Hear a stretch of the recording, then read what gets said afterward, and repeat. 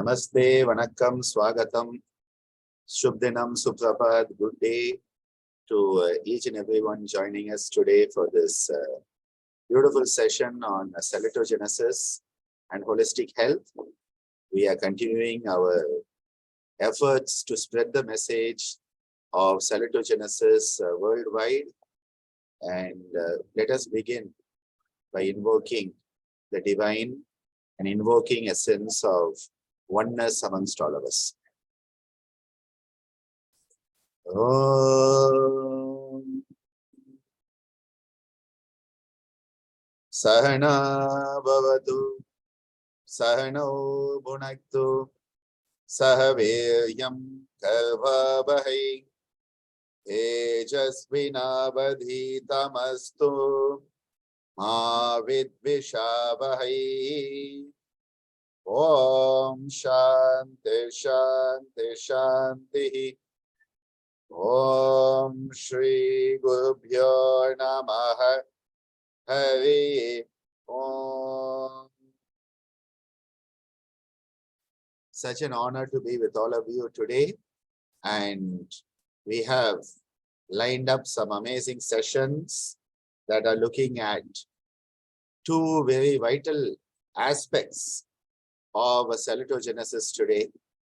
As you know, the Institute of Salutogenesis and Complementary Medicine at Sri Balaji Vidyapeeth is a newly formed institute amalgamating the schools of yoga therapy and music therapy since 22nd of August 2022. And this international webinar series is being organized by the ISCM in collaboration with Indian Yoga Association. We first and foremost salute Professor Aaron Antonovsky, the father of salutogenesis, and our efforts this year are a tribute to this great man who has coined the term and the concept of salutogenesis, and this is his centenary year. Today we have with us two amazing speakers.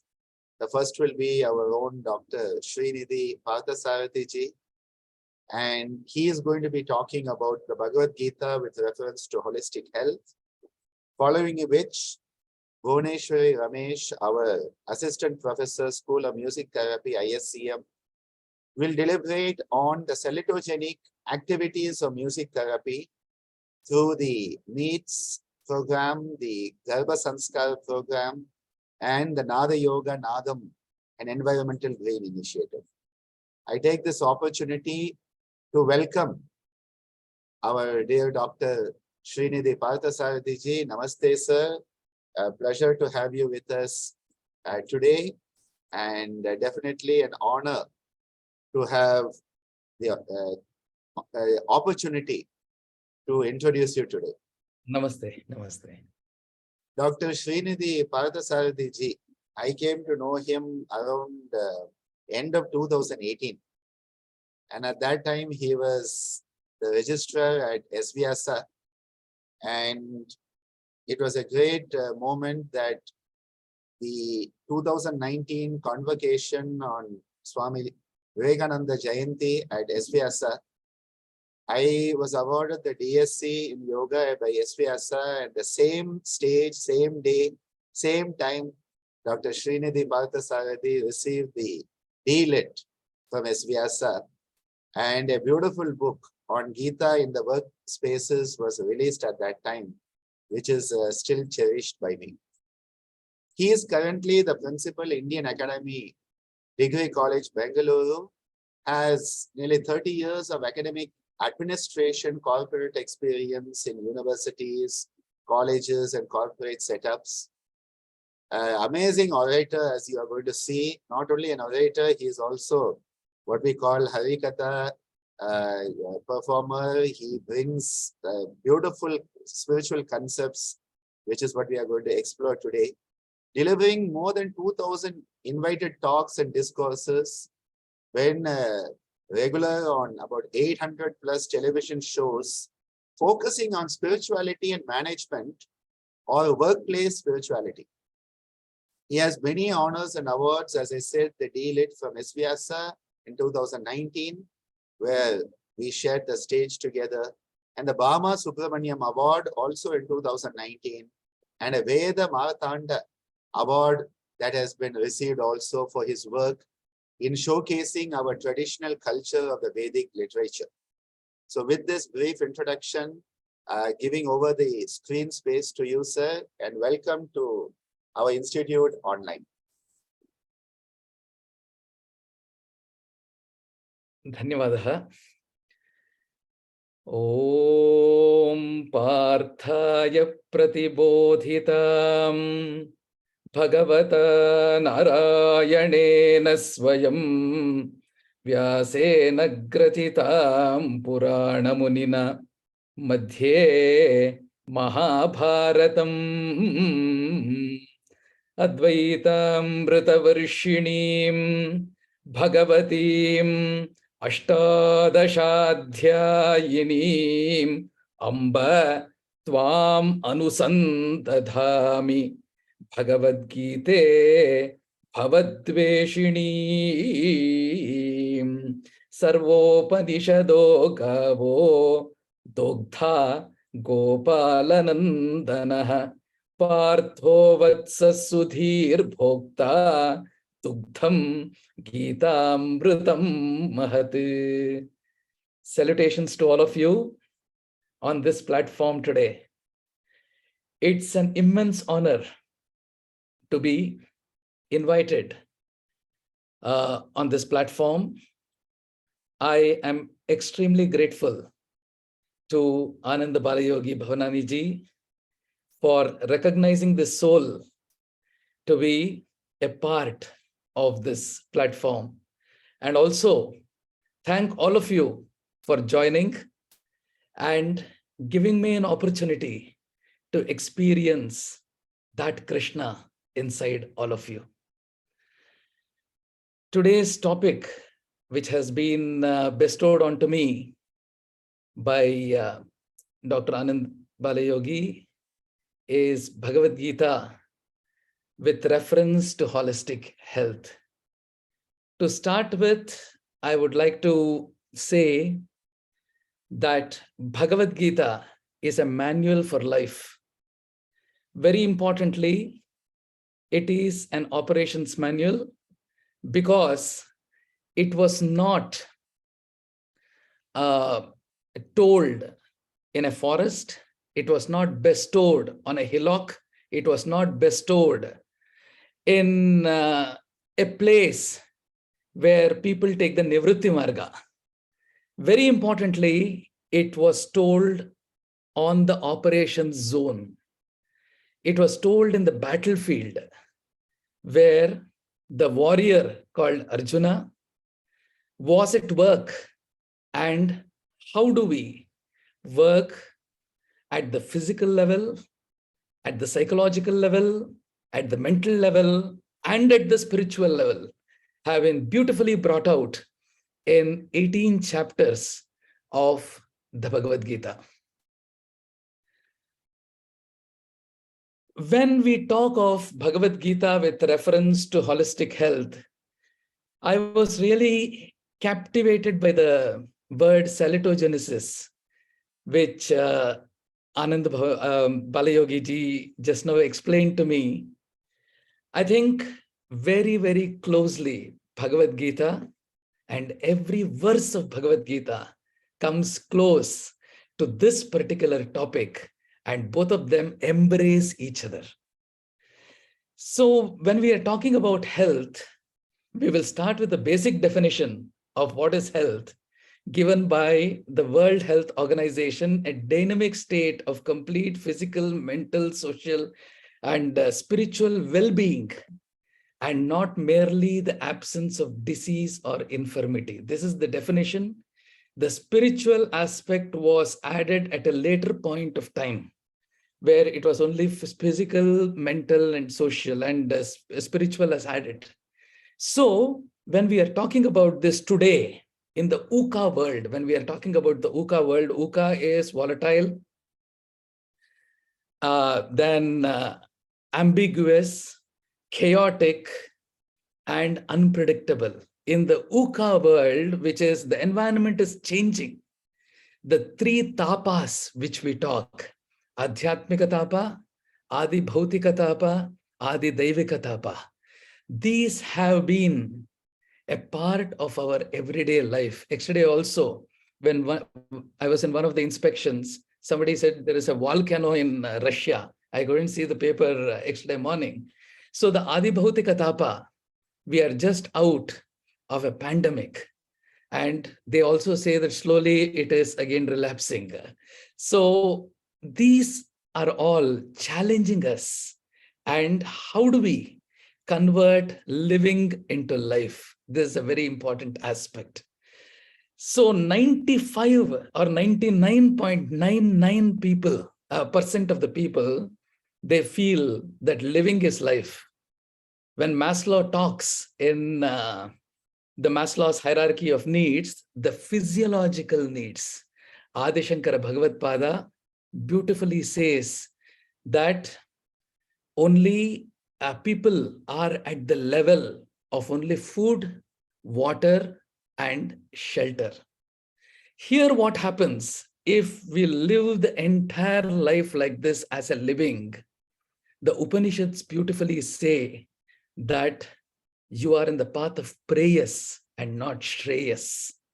There is a beautiful beautiful explanation. The realization of what is the true me, the realization of who is driving us, the realization of every act is being gotten done through me and I am not the doer. Naham karta, naidam mama karma, phalamapi namama, bhagavan eva swaniyam. This is called as the Sattvika Tyaga or Ishvara Pranidhana in yoga. So when we are trying to understand this, this is the path of Shreyas. Otherwise, when we are only at the path or at the level of the physiological needs and not wanting to interconnect with first the people around us, the planet around us, then we are in the state of prayers. And if we leave, if the soul leaves this body at the end and we are in the state of prayers, then it becomes punarapi jananam, punarapi maranam, punarapi janani jathare shayanam, iha samsare, bahudustare. And he asks, kripaya pare, pahi murare, bhaja govindam, in the magnum opus, bhaja govindam. So today, let us spend some thought. In this UKA world, we all know that there are 5 sheaths in a human body, 5 sheaths. One is the Annamaya Kosha, the first, then the Pranamaya Kosha, then the Manomaya Kosha, Vijnanamaya Kosha, and the Anandamaya Kosha. When we are talking of the Annamaya Kosha, Pranamaya Kosha, and the Manomaya Kosha, machines are replacing men today. We need to understand. If somebody has to calculate, if 100 people, 1,000 people have to calculate something together, I think a machine will do it in no second. If somebody, 5,000 men are in Ramayana, we say that the Shiva Dhanus, with which Rama broke, had to be moved by 5,000 people, and Sita easily moved it. Today, I think a robot will lift that.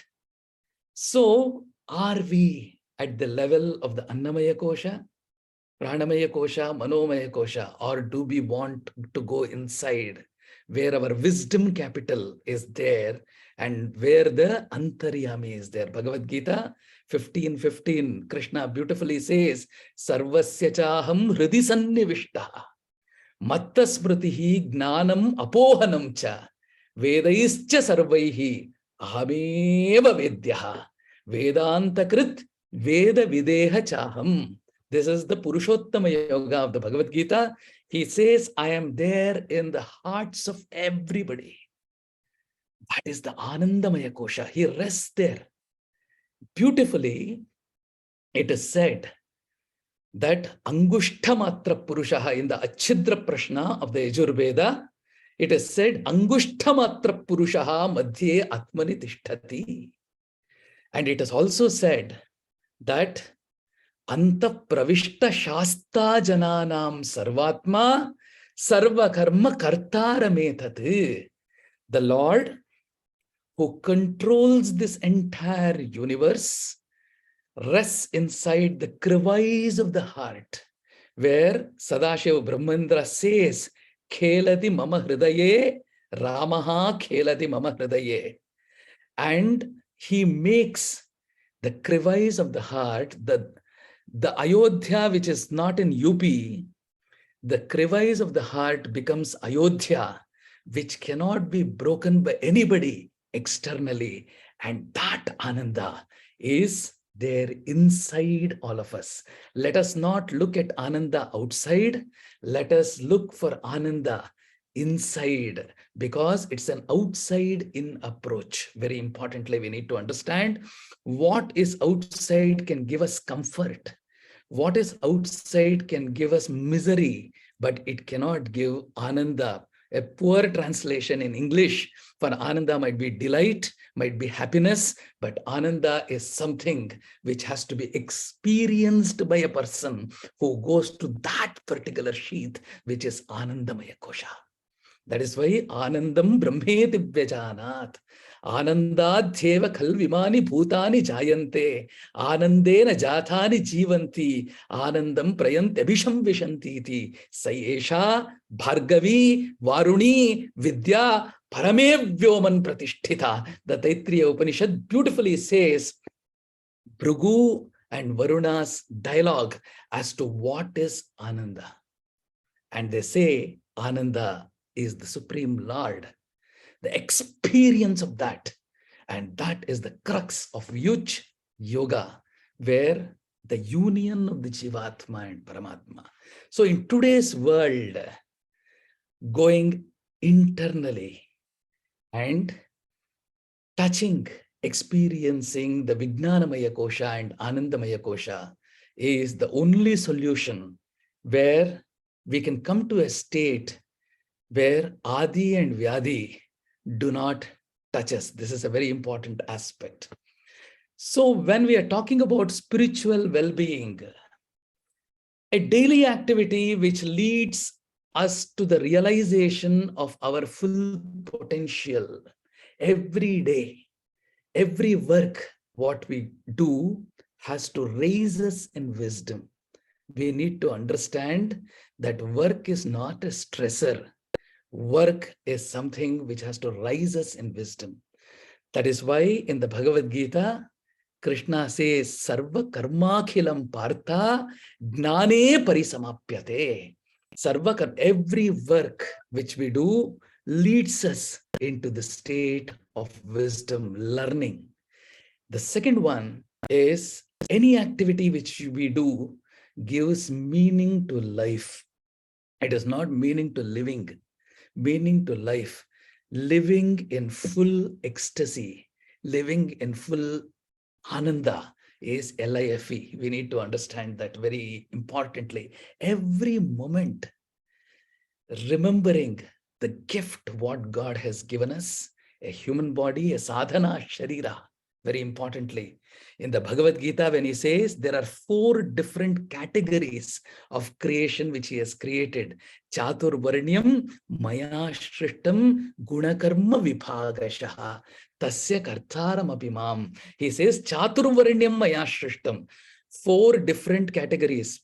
Many commentaries says Brahmana, Kshatriya, Vaishya and Dasa.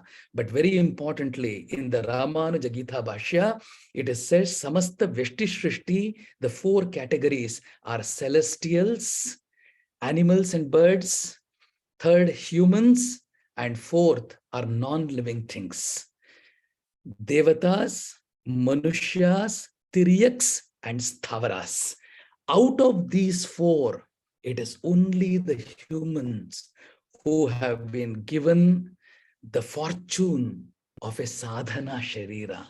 we can raise ourselves every day with every activity. That is the experience, gives meaning to life. How many smiles have I brought about today? What is the change I have made within myself today? What are the bad qualities which were there inside me, which have gone away today? How many times less I have got angry today? How many times less I have stopped worrying today? This is what gives meaning to life, any activity, and causes happiness from within. This is the spiritual well-being definition, and Bhagavad Gita adds the dimension of not only me, it is also others, the interconnectedness with others. That is why Swami Vivekananda beautifully said, be and make. First of all, we are not human beings. We are all spiritual beings in a human form. We need to understand. We are spiritual beings in a human form. To realize that being, to realize that potential which is there inside us, to realize the Jnana and Ananda, what is our true nature? Am I an engineer? Am I a doctor? Am I a teacher? Am I a human being? Am I an animal? Naham devaha, namartyaha, natiriyak, sthavaropiva, gnana anandamayaha atma, sheshohi paramatmanaha. This is the definition, our definition. Who am I? Is, it is not this body. Gnana anandamayaha atma. The gnana and ananda which is infinite within us. Which is infinite within us, that is our true identity. And we are subservient to our Creator. Sheshohi Paramatmanaha, Gnana Anandamaya Atma. That is our true nature. Very importantly, that is why when we have to expand our country, Bharat, as told in English, INDIA, this is what has given India has given to the rest of the world. I stands for infinite. N stands for nectarous or nectarine. That is the nectar. D stands for divinity. I stands for inside. A stands for all. The divinity which is there inside all is what India has given to the rest of the world. We need to understand that is adds the dimension of interconnectedness. First, realize that being which is there inside us, realize that soul which is there inside us, and then make others, give that happiness, give that delight, give that ananda, contribute that ananda to others and the entire planet. This is what Bhagavad Gita gives the dimension. And very importantly, Bhagavad Gita's factors, 8 factors. It is much, much more. But today's lecture, I have taken the courage of taking 8 factors of Bhagavad Gita for holistic health. Courage, the first one is courage. We cannot be chicken-hearted. We will, because the Lord is Abhaya. The one who is governing us is Abhaya. The mind cannot sulk. Courage. The second one is commitment. Commitment to every work, because we need to understand Niyatam Kuru Karmatvam Karmajjayo hi Akarmanaha is what is told in Bhagavad Gita. Every moment when the soul is inside this particular body, every moment when there is life inside this particular body, it is in action. So the aspect of commitment has to be attached to that action. So first one is courageously doing that action. The aspect of commitment into that action. Third one is do the job with detachment, involvement with detachment. The fourth one is yoga and exercise, always be in unison with the Lord. And also the body has to be in the state perfectly fit, because Sharira Madhyam Khalu Dharma Sadhanam is what Kalidasa says in the Kumara Sambhava. Adyam Shariraha Prathabataha dharma sadhanam khalu is what Mallinatha gives commentary on Kumarasambhava.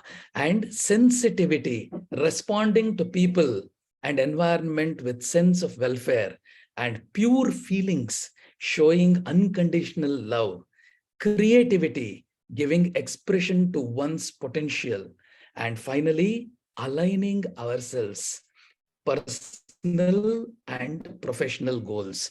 These are very, very important aspects, 8 important aspects, the factors which lead to salutogenesis or holistic health.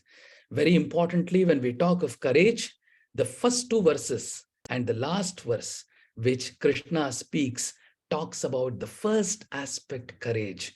Arjuna, in the first chapter of the Bhagavad Gita, is sulking, a warrior, an operations head who can work with great efficiency, who has all the learning, who has imbibed the expertise in his body of knowledge. He is sulking. Gandivam sramsate hastat tvakchaiva paridashyate. He says, my body is sulking. I am not able to hold the bow in my hand. I am perspiring. My tongue is drying, and he sulks down.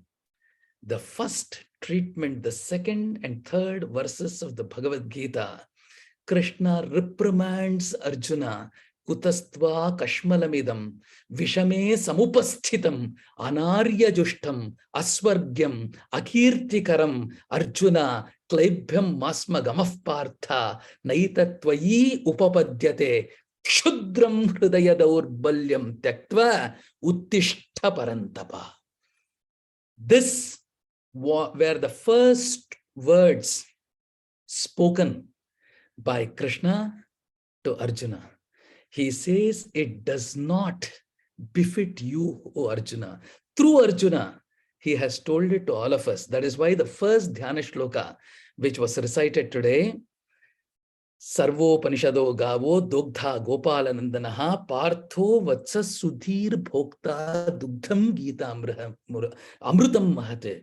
What is said there is like how a cow gives the milk to the entire world, first through the calf, and then the milk is distributed to the entire world. In the same way, through Arjuna, he has told it to all of us.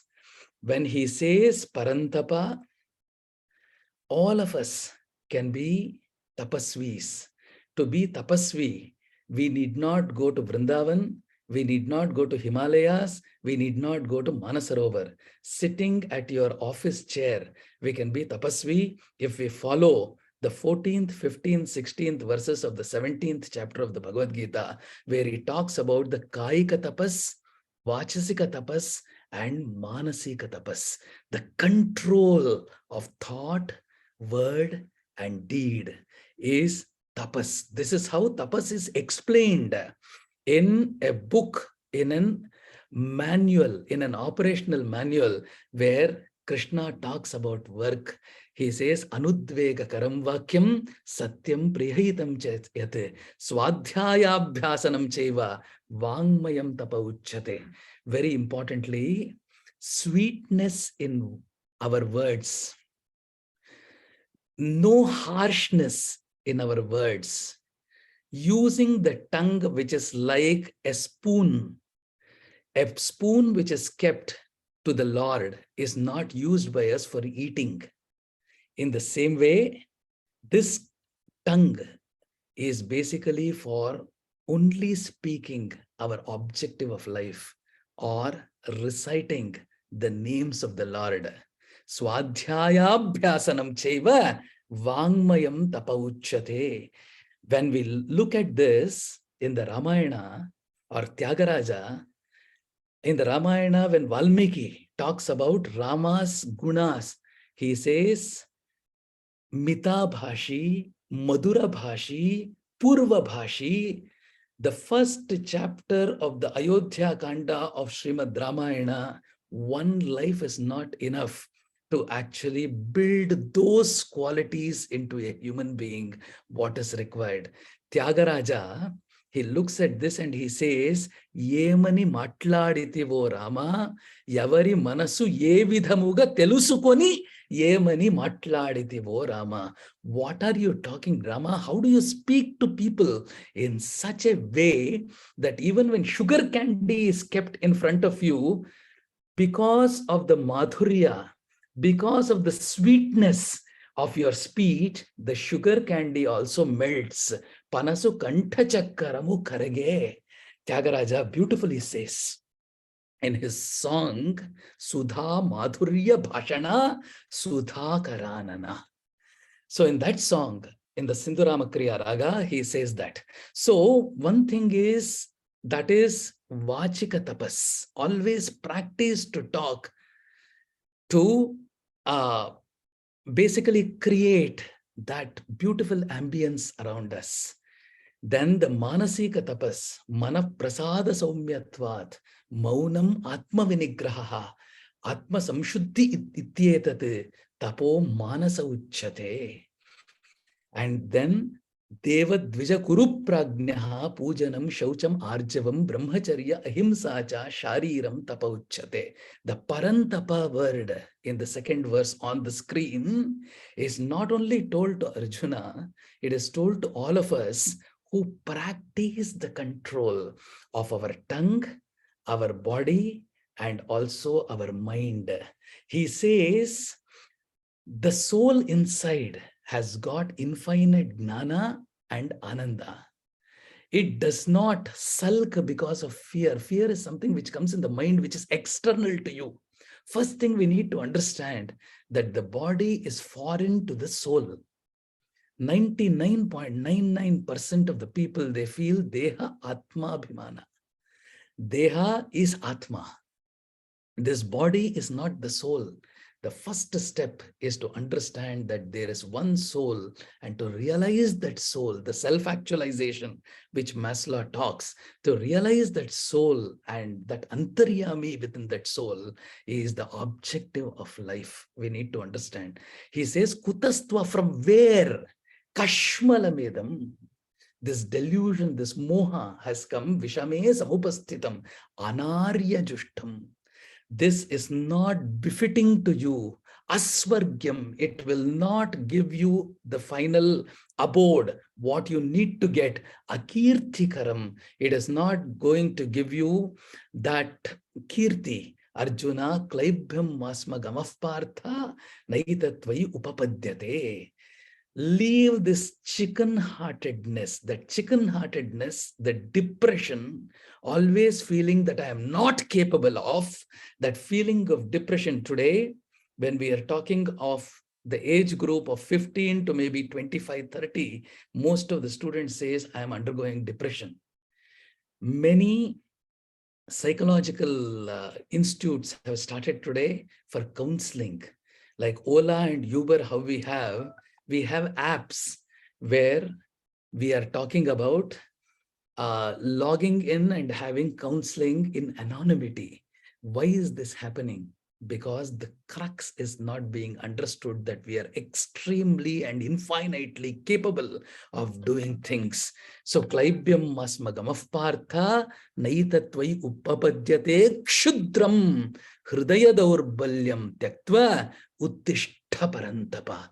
This is the courage aspect, what Krishna spoke, the first words where it came out of his mouth, and the final verse, he says, Ma shuchaha, fear not, fear not. When he is talking about this verse, Sarva Dharman Parityaja, Mam Yekam Sharanam Vraja, Aham Tvam Sarva Papebhyo Mokshaishyami, and gives a pause. Arjuna, who is seeing down, suddenly looks at Krishna, thinking that he might have also forgotten, like us. The shloka, at that time, he raises his hand and says, fear not, ma shuchaha, ma shuchaha, ma shuchaha. Ma shuchaha is fear not. This is one mantra. Every time when we are in a conflict situation, Every time when we are in a confused state of mind, every time when we feel that I am not there at that point of time, remembering the Abhaya Hasta of the Lord, we should say, Ma Shuchaha, don't fear, as what he says. And when we surrender ourselves, at that point in time, the Lord is going to hold our hand and take every, but you need to understand that the Lord who gives love to every creation as a parallel connection and not as a serial connection. Parallel connection, equal love is given to everybody. This is the courage aspect. The second aspect is the commitment to whatever we are doing. Commitment comes when there is a control of our sense organs and the mind. In the 6th chapter, 26th verse, because every job has to be done by commitment, through commitment. It cannot just be done for the sake of doing. Through awareness, because when yoga is taught, we all understand that focusing on the breath, awareness is preparing you. It is not only that 15-minute session, 30-minute session, meditation session, or pranayama session, or an asana session, which is the end of yoga. It is preparing you to have that mental makeup for the entire 24 hours. We need to understand you are preparing yourself for that mental makeup. Carry that state of yoga when you are working and have that mental makeup. That is why all these sadhanas are done every morning. Prayers, aradhana, sadhana, in whichever way we do, it is all making us ready for that everyday activity, which is our swadharma. Yato yato nischarati, manaschanchalam asthiram, tatastato niyamyetad atmanyeva vasham nayet. In the 6th chapter, 26th verse, Krishna says, when the mind is going away, try to bring it back under your control. And how do you do that? He has explained that in the 2nd chapter of the Bhagavad Gita, the 55th to the 58th verse, Patanjali had called it as the Sanya. From the Yatamana Sanya to the Vashikara Sanya, there are 4 Sanyas. The 4 Sanyas, what Patanjali said, are given in 4 verses of the Bhagavad Gita. Krishna talks about the Vashikara Sanya first and then talks about the Yatamana Sanya at the end. It has to be reversed when we do the Abhyasa. The first one is the 58th verse should be our first sadhana.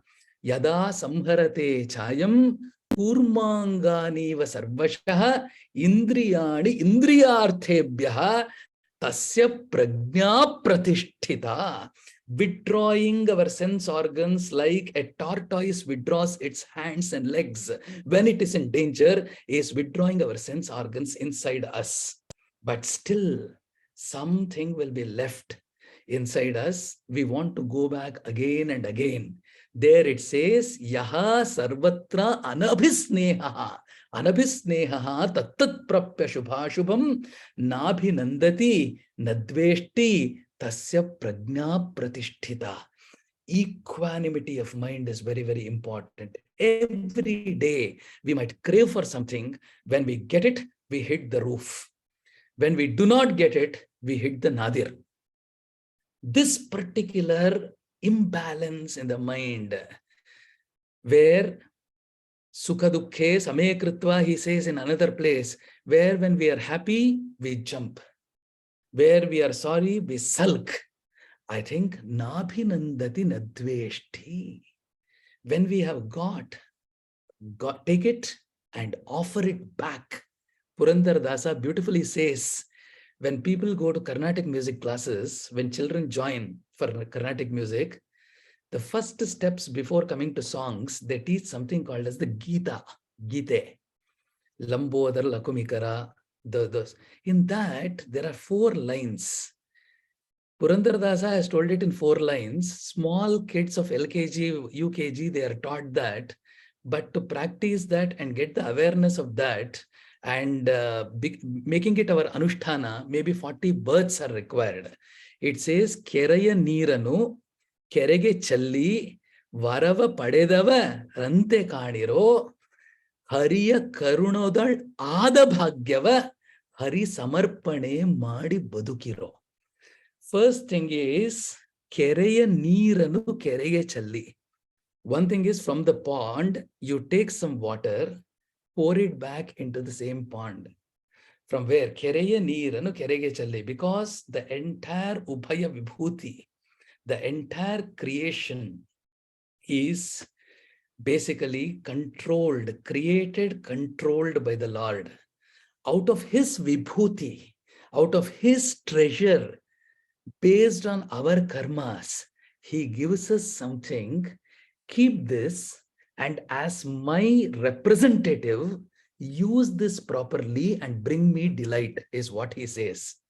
As soon as we get that from him, we take it close to our heart and says that it is mine, it is not yours. This is what we say. Very importantly, if we take it as varava padedavarante kaniro, as a vara from the Lord, out of his immense karuna, immense mercy, Hariya Karunadul Ada Bhagyava. Out of his immense mercy, we get this, and then finally offer it to this creation which he has created. That is a very important aspect. At that point in time, we don't own anything. Another point will come, detachment. So we don't own anything. And when we don't own anything, we are like an avaduta. Happiness always. Nabhi nandati nadveshti tasya prajna pratisthita. Then the next step, you go into the mind control. Dukkeshu anudvignamanaha, sukheshu vigatispruhaha, vita raga bhayakrodaha, stitadihi munihi uchyate. Who is a muni? Mananashilo munihi. That is what the Sanskrit dictionary says. Mananashila, a person who keeps on contemplating as to what I can do for the society, contemplating as what are the aspects within me which I have to develop and then do to the society. That is, at that point in time, Vita Raga Bhaya Krodaha, Raga attachment, Bhaya fear, Krodaha, leaving all these things, not getting entangled in the Dvandva Bhava of this Prakriti, Dukkeshu Anudvignamanaha, Sukheshu Vigataspruhaha. And out of this Dvandva Bhava, we go Nakasya Prishthe Mahato Mahiyan Ambasya Pare Bhuvanasya Loke Nakasya Prishthe Mahato. Mahanarayana Upanishad, the first line talks about going beyond this particular Dvandva Bhavana. And finally, you come to a stage that is called as the Vashikara Sanya by Patanjali. The 55th verse of the Bhagavad Gita talks about Prajahati yada kaman sarvan partha manogatan atmanyeva atmana tushtaha sthita pragnasya dochyate. There are two atmas which Krishna speaks in this particular verse. Atmaniyeva atmana tushtaha. One atma is the mind. The other atma is the jiva atma, the soul which is there inside. When the mind every time focuses at the soul, sustainedly focuses at the soul and is illuminated, the intellect gets the illumination from that soul which is there inside, which is full of light, and then brightens the mind at that particular point of time. Sthita pragnasya dochyate. He is a sthita pragna. He does not hit the roof or go into the nadir. There is stability, equanimity of mind. This is very, very important. Equanimity of mind is a critical aspect to salutogenesis. The third aspect is involvement in a job with detachment. Many a times we see that people having completed a job 10 years, 15 years, 5 years back, they go on telling that I did it 10 years back. I did it 15 years back. When I was young, I was doing this. That I is not going to help us. That is why Alvars, they beautifully say, they see ahamkara mamakara. This is called in Sanskrit. When Nammalvar talks in his Thiruvaimozhi, he says, Neer numadu yannivai ver mudal maithu, he says. Neer numadu, he says, Nan yanadu yannivai ver mudal maithu. He could have said, Nanu yannadu. In Tamil, when we say ahankara and mamakara, but he does not even want to tell that word, Nanu ennadu. Neer numadu yennivai ver mudal maithu. Very importantly, by the root, we will have to remove that I and mine within us. Very importantly, Brahmanyadhaya karmani sangam tyaktva karoti yaha lipyate nasa papena padmapatram ivam phasa. A beautiful verse, the lotus bead effect he is talking about. The water is on the lotus leaf, but it is not attached to the lotus leaf. This is a very important aspect. This is detachment through attachment. We have to do the job, but once it is done, we will have to just go forward. This is then yoga and exercise, very importantly. Yuktahara viharasya, yukta cheshtasya karmasu, yukta swapna avabodhasya, yogo bhavati dukkhaha. Yoga removes the entire sorrows within us. The very first aspect is yukta ahara. There are 3 gunas which are prevalent. We are all mishra sattvas, sattva, rajas and tamas, which are there inside us. That is why we are human beings. Sattva, what is more prevalent inside us, that becomes our guna.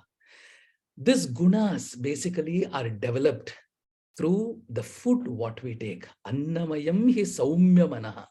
The 17th chapter, the 8th, 9th and 10th verses talk about what is a sattvika ahara, what is a rajasika ahara, what is a tamasika ahara. Most of the times today, we fall prey to tamasika ahara. We need to understand that if we have to be away from the attack of these adis and vyadis, very importantly, the sattvika ahara should be started. There Krishna talks about what is a sattvika ahara. Very importantly, it is said, Rashya snigdha stira hridyaha aharaha sattvika priya. He says, person in the mode of sattva prefers food that increases our virtue, strength, health, happiness, satisfaction. Such foods are juicy in nature, nourishing in nature, and naturally tasteful in nature. This is the 8th verse of the 70th, because very importantly, there are 3 portions in a food. The first one is sthula, which comes out of our excretion. Then the madhyama bhaga gives strength to our body or the muscles, and it gives strength. Then the third one is the sukshma bhaga of food, which basically gives the guna to what it belongs to. The sukshma, if we take sattvic food, then we become sattvic in nature. That is why when we used to see in the past, people used to be concerned as to who is cooking that food for that particular person. When the particular person is cooking, the cook is abusing somebody while cooking or cursing somebody in the mind while cooking. At that point in time, the same rajasic guna or the tamasic guna is transferred to the person who is eating that particular food. Difficult to digest, but true in its entirety. We need to understand this very, very clear. That is why in our olden days, they used to say that when you keep food, empathize with people who are eating it, and always tell a Vishnu Sahasnama, Shiva Sahasnama, whatever. saying Masaru Emoto. Masaru Emoto is a famous Japanese scientist who did experiments on water experiment. He took water from a dam, and then in 1 cup of water, he told some Buddhist verses, some shlokas, and froze that water. He took another cup of water, then played classical music onto it, and then froze that water. Then he took another cup of water, then abused it, saying that I hate you and all those things, and froze that particular water. He took 1 more cup of water, played jazz music, and then he froze that water. When after freezing, he took out and saw the water molecules under a microscope. This can be Googled. It is documented. Masaru Emoto's research is one of the most important researchers as to how water behaves under an external stimulus, what is given to water. Where prayers are told, the molecules form a beautiful mandapam type of design. It forms a beautiful design. Where it is abused, the molecules repel each other. In classical music, it is beautifully coming together. When it is true for external water, which is taken from a dam, more than 70% of our body is water inside. When somebody is abusing you, when you want to abuse somebody, what is happening inside our body is what we need to understand. How much of decomposition we are bringing within our body is what we need to understand. And what is the guna, rajasic and tamasic guna, which we are developing if we are abusing somebody. So when somebody is cooking, I think prayers, soothing music, listening, singing, keeping the food, that will transfer sattva onto people. This is very important aspect. So annamayam hi saumya manaha.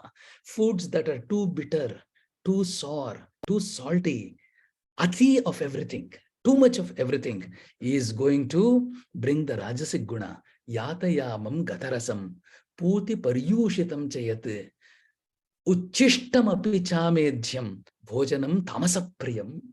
One which is overcooked, stale, putrid, polluted.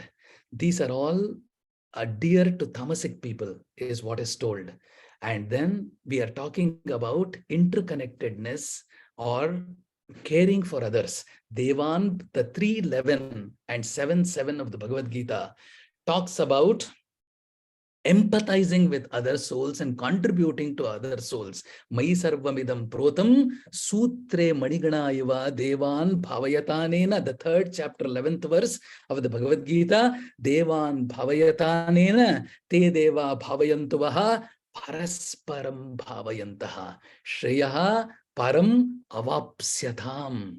It beautifully says, whenever we are working, a decision what we are taking, let us bear in mind how many people it is going to affect. Is it going to trouble them? Is it going to make them happy? Every decision if we take a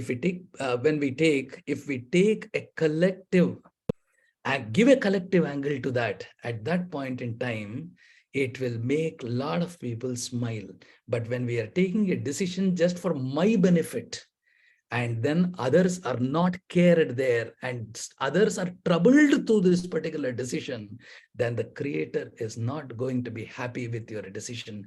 Parasparam bhavayantaha shreyaha. We started with this word shreyas. Shreyaha param avapsyatham. And in the 7:7 he says, Mai sarvamidam protam. I am the string which connects the entire creation. Mattaf parataram nanyate kinchidasti dhananjaya mai sarvamidam protam sutre manigana iva.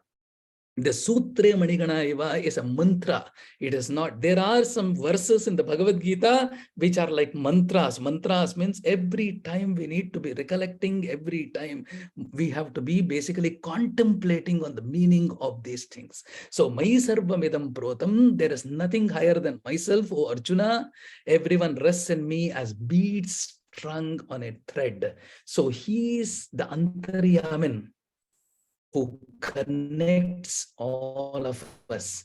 And finally, very importantly, we need to understand Tesham Gnani Nityayuktaha Yeka Bhaktir Vishishyate, interconnectedness, Priyohi Gnanino Atyarthamaham Sachamama Priyaha. So, very importantly, it says pure love is what is required for us to be free from any worries, free from any fear, and always to be in an ecstatic state of mind. An ecstatic state of mind, this gives you creativity, this gives you thought for redefining ourselves every day. This gives us a new thought to share it with the entire population every day. Here in the 10:10 of the Bhagavad Gita, 3 qualities which we will have to be developing within ourselves to be at our creative best. Satata Yuktanam is perseverance. Bhajatam is basically submission. Bhaja Sevayam, through the mind of Seva, and Priti Purvakam, out of immense love. When a person develops these 3 qualities, Satata Yuktanam, Bhajatam, and Priti Purvakam, the Buddhi Yoga, the illumination of the intellect, the Gayatri mantra stands in front of them. Dhiyo yonaf prachodayat, the illumination of the intellect, that is the Buddhi Yoga. Dadami Buddhi Yogam tam yenamam upayam tithe, that is creativity. And finally, the last one, once we have got this, if we have to be in a state of constant happiness, be happy when somebody else achieves, even in before you, that is aligning our personal goals to the goals of the society, goals of the Lord, because of which he has sent all of us here. Professional goals is a corporate term, but the goals, he would have sent us for a purpose. We need to realize that purpose. And that is the last verse of the Bhagavad Gita. Yatra Yogeshwara Krishnaha, Yatra Partho Dhanurdharaha, Tatra Sri Vijayor Bhotihi, Dhruvani Tirmama. This was one of the most favorite shlokas or verses of Aditya Vikram Birlaji. Aditya Vikram Birlaji used to quote this. Every organization should have a visionary like Krishna and have an operations head like Arjuna, where vision comes and joins operations, then there is victory. Because he used to practice Gita in his life, Aditya Vikram Birlaji. So, Yatra Yogeshwara Krishnaha, Yatra Partho Dhanurdharaha, Tatra Sri Vijayaha. Sri Vijayaha, Sri is Lakshmi. Out of her 8 Aishwaryas, contentment is one of the biggest Aishwarya. If we have a salary of 10 lakhs per month or 20 lakhs per month or even a crore per month, it need not give us contentment. But a person who is contented with even 500 rupees every month as a pension, I think that is Sri Vijayaha. That Sri, that contentment, the wealthiness which is within us is brought out. I end with phrases from Tyagaraja. Nidhi chala sukhama, Ramuni sannidhi chala sukhama, Dadhi navanita క్షీరములు రుచో దాశరథి ధ్యాన భజన కీర్తనములు రుచో మమతా బంధనయుత నరస్తుతి సుఖమా సుమతి త్యాగరాజుని కీర్తనము సుఖమా నిధి చాలా సుఖమా రాముని సన్నిధి చాలా సుఖమా ఏ contented life, a life full of servitude, a life full of ananda is a path of salutogenesis. I thank Anand Balayogi ji and all of you to have been a part of making this soul a part of this great yajna, the international conference yajna. And thank you so very much, and namaskar. Namaste, Dhanyavad ji. No words to express what a beautiful fluid state of Samabhava was produced through you. And I know very well that you will always say it is Krishna Arpanam, because Yes, Krishna.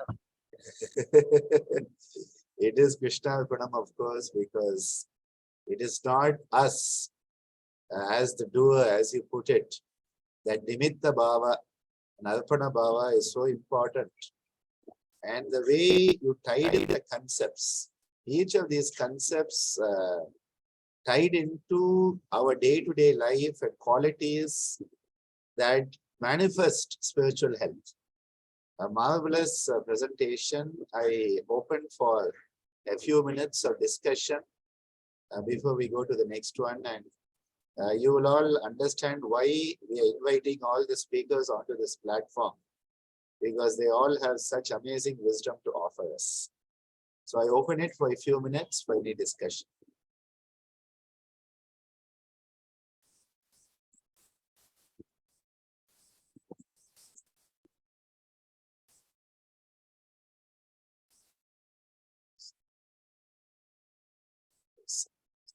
Ramareddy sir, you would like to say anything? Professor Indian, or I see Mauli also here today. Few minutes we can spend. Yes, sir. Wow, sorry. Yes. Namaste, sir. Namaste. So enlightening. It is not just a lecture. It is not just a oration. It is not just upanyasa. It is not just a vachanam. It is pravachanam. Really connecting so many things like Upanishads, Ramayana, Tyagaraja, Purandara Das, and the mundane things like Maslow's theory, and everything is connected. And so we are so connected with you that I think we really feel the divinity in the whole experience, sir. I do not have any questions to ask you, only full of admiration. That's all. Thank you very much, sir. All goes to Krishna. All goes to Krishna. Thank you. Yes, Professor Indian. Yes, thank you for a very inspirational talk. I really learned a lot from it. You were saying that you were talking about converting living into life, and you were making a reference into Maslow's notion of self-actualization. I was hoping that you could elaborate a little bit more on that, because I didn't quite understand the connection. Maybe it was obvious, but a little bit more elaboration. Yeah, living basically is going behind this materialistic things which are there. Maslow calls it as the physiological needs. Life is basically going behind realizing our true potential, the ananda, the delight, the jnana which is there inside us. That is life. I also tried to give an explanation. Living in full ecstasy. Ecstasy is a word, or enlightenment. Living in full enlightenment, you can take it. That is the experiencing the ananda within us, which is the self-actualization of Maslow's hierarchy. The self-actualization. What's physiology is only, I think, he is living. That's all. But a person who goes inside himself, he goes to a state of full enlightenment. That is life. So this is what was compared there. Thank you. Thank you.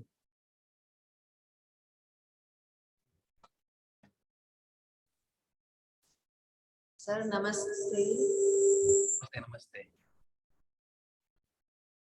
Sir, namaste, sir.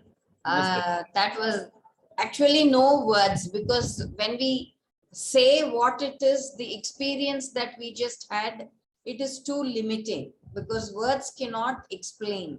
It was so beautiful. You have all, filled us, and we are so contented that we don't want to question you at all. But we just request you to give us more such wonderful, enlightening presentations and talks to, in future, and stay connected so that this could be happening again and again. That's something, it is like an appetizer that you have just got that curiosity triggered in, that we want more of it. That is not contentment, but still that is a request, sir. Thank you. Definitely do that. Thank you. We'll definitely do that. Thank you.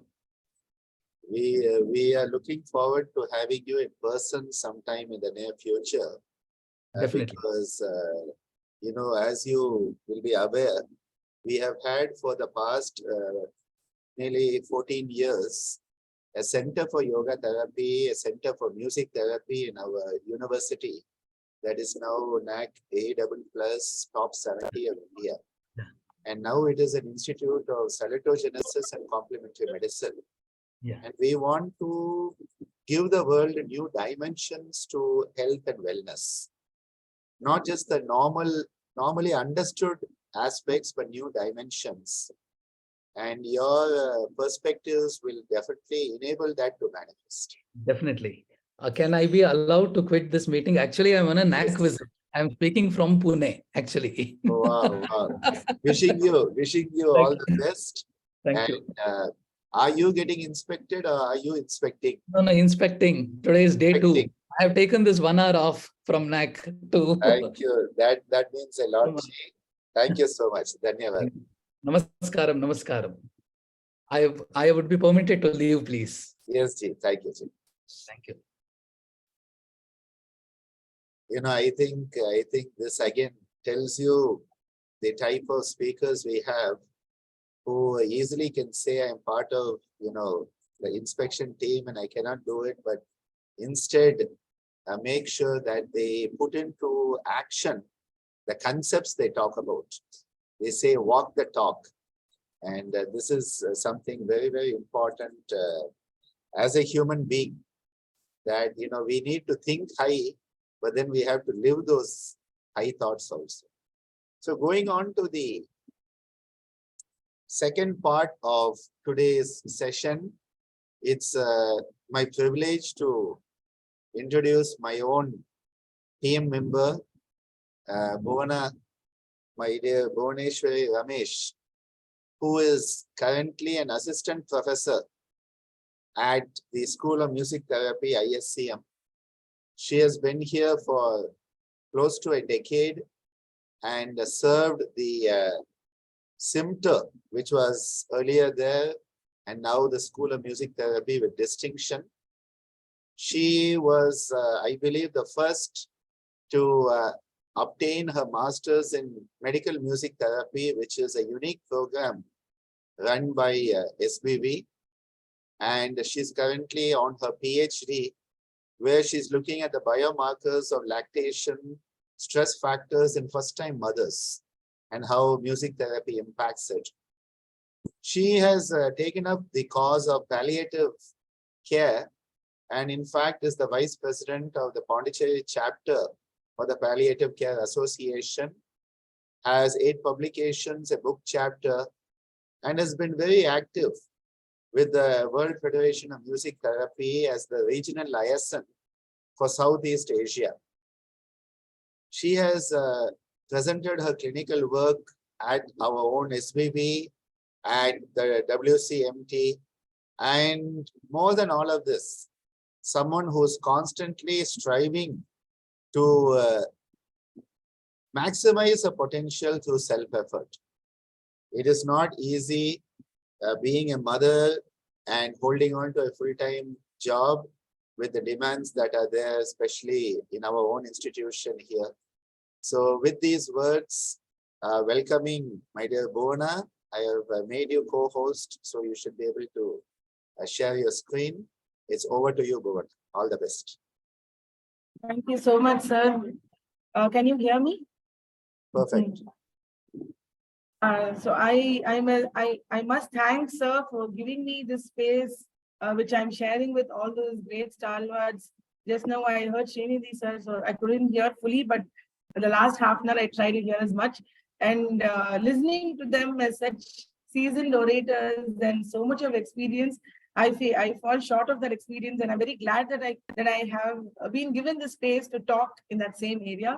And I want to thank sir for introducing me for the uh, for all the participants here. Today I'll be share my screen.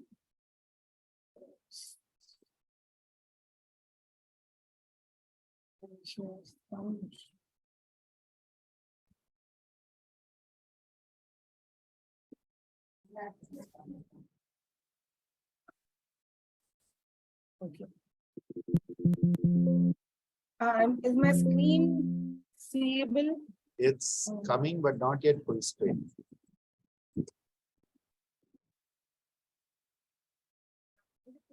Perfect. Perfect.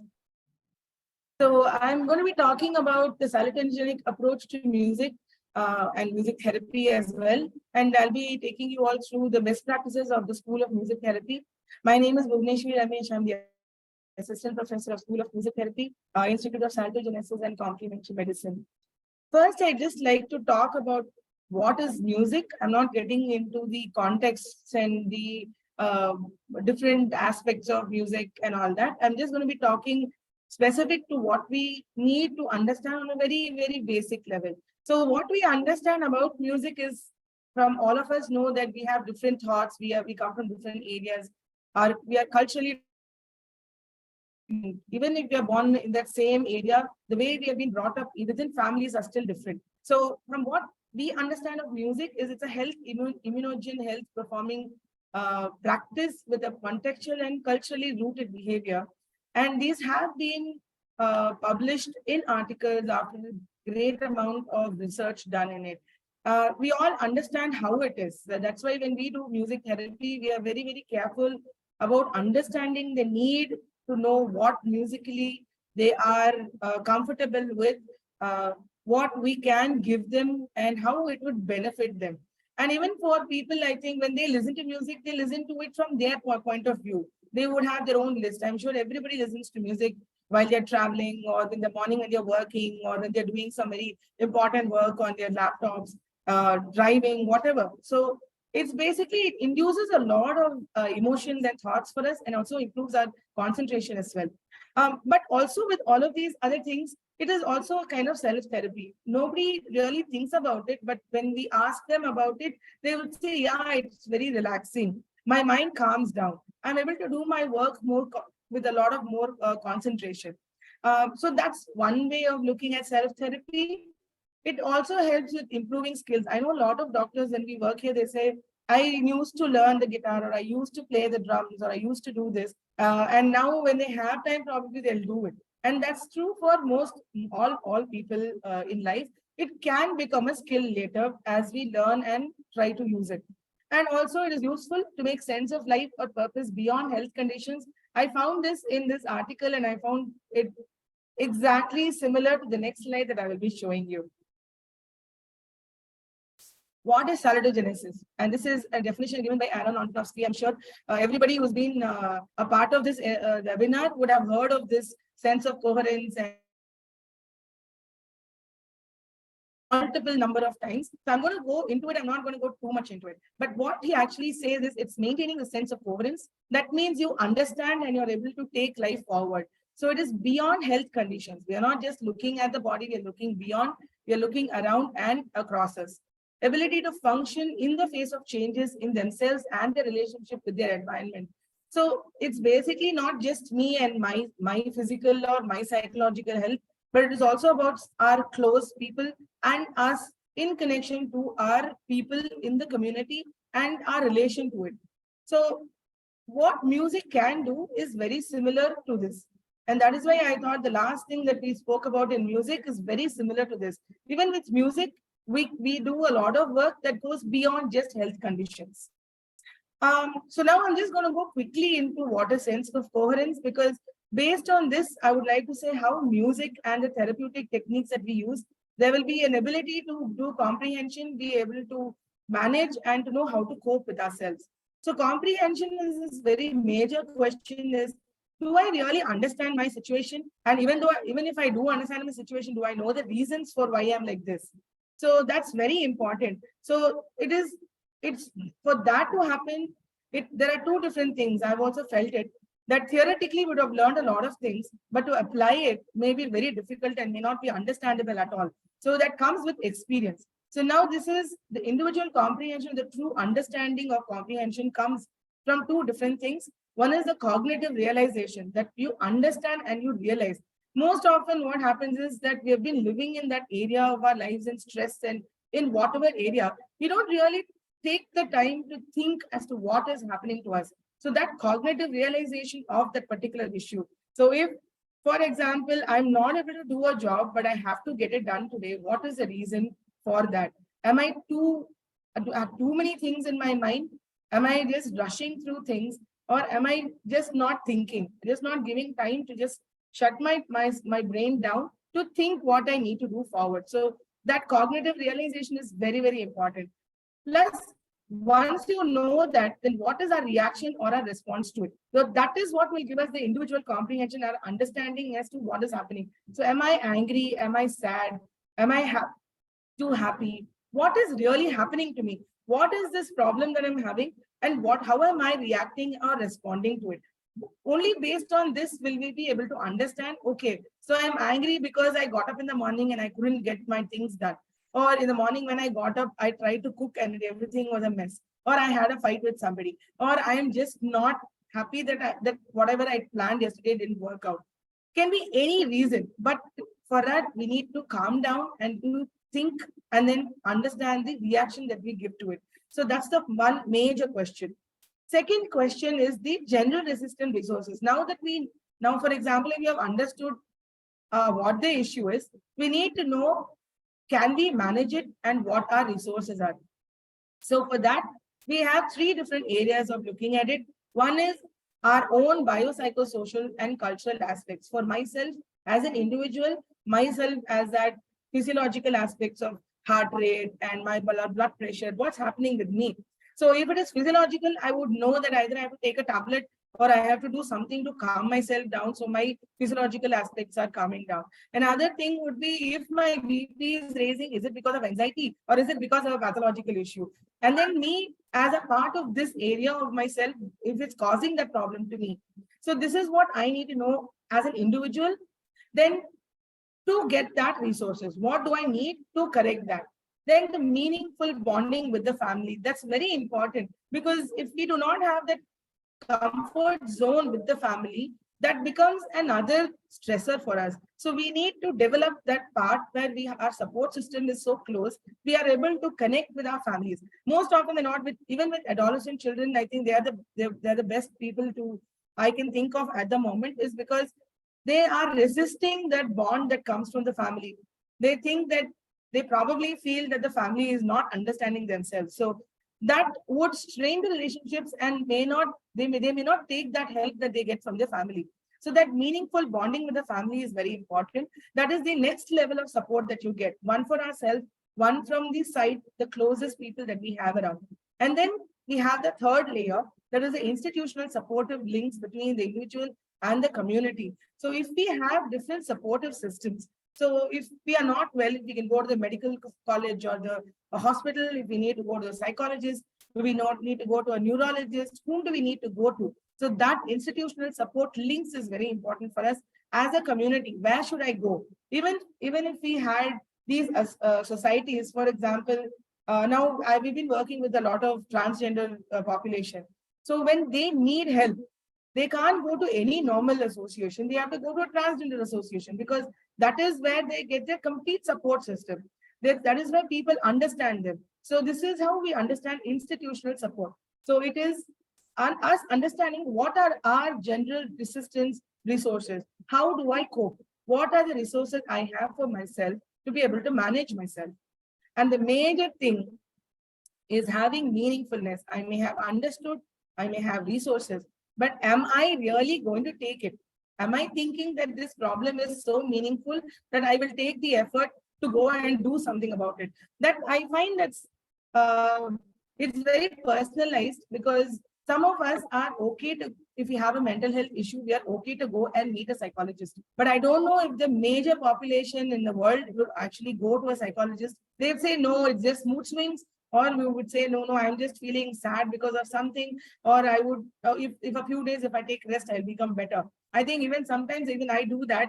And this is where I think it's the meaningfulness of me wanting to take the help is very important. So it's highly personalized and individual, and each individual has a unique set of personal beliefs and values. So some may not even think that they have an issue. So they may be way back in the beginning, not even knowing that they need that help. And once we know it, and we may not want to take it from the people we know, we may want to go search out for something else. And when we have it, are we going to really take it? So I think these are all very important things. And going forward from this, I think all of these things can be achieved with music. So now I'm going to go down to just explaining to you what music is and how it's therapeutic. If all of those things I said, I'll try and connect it in the coming slides. So first, I just want to give you a basic definition. This is the latest one by Brusher in 2014. He says music therapy is a reflexive process wherein the therapist helps the client to optimize the client's health using various facets of music therapy experience. So the major idea is that there should be a change, but it is using the various different aspects of music therapy experience of the client. So what we do is we give them musical experiences. It is not that I will do what I want, but it is about giving them what they want. That is when you will have a reflexive process. If you give them something that they're not comfortable, they're going to be clearly still and not even responding. But for example, if I give you a song that you like very much, let's say a devotional song, and you're feeling in the hospital and you're feeling very sad and hopeless, and you like Murugan songs, but you're not in the mind to take it and do it by yourself. But me as a therapist, if I am there at that right point of time, and I can say, don't worry, are you okay if I could just play this for you? And they would say yes. And that is how they would either respond with an emotion or say, thank you so much. And there have been clients who have actually said, thank you so much, I feel like God is there. So the reflexive process and the change in them would happen with the experiences we give them. And that has an effect on their health, because at that point of time, it would help them. And there would be an effect later as well, because they would be able to get up and do the next work. So the relationships is also very important in music therapy. So this is basically a very broad explanation of what music therapy is. I'm going to go to the next slide, which I'm going to tell you how it works. So it operates on a cultural critique. So like we actually spoke about it being individual, right? We're all individual people. We may have a lot of general behaviors if we have a society, but still we all live in a very specific way of understanding and perceiving. So it operates in a very culturally critique informed by socio-cultural processes of change, both in society at large and in the academic discourse on music. So we can look at music therapy as a discipline, as a profession and a practice, but all of it is still functions under the need to understand culture and to be able to use it as a part of the social and cultural aspects. But generally, when I'm learning all of this in English, but I must be able to translate all of this into my general language, translate it into my music therapy practice. What I learned should be translated into what I can give to the people I'm meeting or the clients or the patients. So this is all very specific. Why I'm constantly talking about cultural aspects and social aspects is that we are all very connected in a web where we are connected with a lot of people, with relationships. We are affected by the relationships. We get affected by many things that happens around us. So music also is very difficult, because unless we understand the use and the way to take it forward, it's going to be very difficult to connect with the client. All right, so with music therapy, there are different ways of doing it. Now, we have individual music therapy. Now, if you see in this on the left-hand corner on the top, we are working with hemodialysis during the procedure of hemodialysis. We work with patients after surgery in cardiology department. We work with pregnant women where we are looking at different ways in the antenatal or during labor or after. And we also work with specific physiological aspects in pulmonary department where we can help to improve the pulmonary functions. So this is individual. We can also do group music therapy. So group music therapy is a very, that's also very interesting, because within that group, you'll have to try and do music therapy that would suit everybody. So if you see on the top, we have a lot of elderly people. So how do we plan a group session where we can bring cohesiveness and make them understand how music will work for them? We also work with students. I'll go down and I'll show you some of the other things that we do with them and how we do and what techniques we use. And below, we work with transgender community, what kind of music they like, how do we play along with them. They are very energetic and they're very emotional. So for them, we need to make sure that the relaxation, as far as I have understood, does not really work with them. They want to really use rhythms. They want to sing and they want to dance. So we need to make sure we are bringing the music to them as how it would affect or have a positive effect on them. And the right corner at the bottom, these are children with cancer. So for them, again, we need to plan the sessions as to how we can make them comfortable and happy, and then keep their mind so connected that they feel like they've achieved something, because there are a lot of pain, but they still sit around with us and play. So these are all group music therapies. We use drumming, we use singing, we use dancing, we use lots of creative ways of doing musical dramas. So these are all group music therapy techniques that we do. And then again, for music for special occasions, if you see, if we go to the farms, we are not doing therapy there. But when there is music, there is a therapeutic effect on us. We feel joyous. We are having something that we can do together. So these are all things that we can do as special occasions. We also go to schools. We have a lot of visitors who come to our department. So we are able to tell them and explain how music works and what we can give them as an experience. And then the best part has always been for us to go out and work in the rural areas, and working with farmers, just enjoying ourselves is also therapeutic for us. So music for special occasions. Okay, now I'm going to go into some specific areas that music would do. So we have about 4 different methods of music that we use for different ways of finding experiences and thoughts from the client. Music, like it can be devotional music, it can be cinema music, it can be instrumental music. Another can be a relaxation with imagery, where we give them a particular imagery for them to, they would go through that relaxation process by listening to an imagery process for them. Sometimes we don't give them any kind of an imagery, we just let them relax with the body parts that we say, we call it progressive muscle relaxation. So we also give them music and don't give them anything at all. So there are lots of objectives and outcomes that we would have when we give them this. And the verbal conversation after that would give us all of these different things written here. It promotes receptivity. We are able to calm down and listen to what happens. It evokes specific body responses. They would actually say that they felt tingling feelings or pain in certain areas when we were going through relaxation sessions. It stimulates or relaxes the person. Sometimes it could bring out sort of thoughts.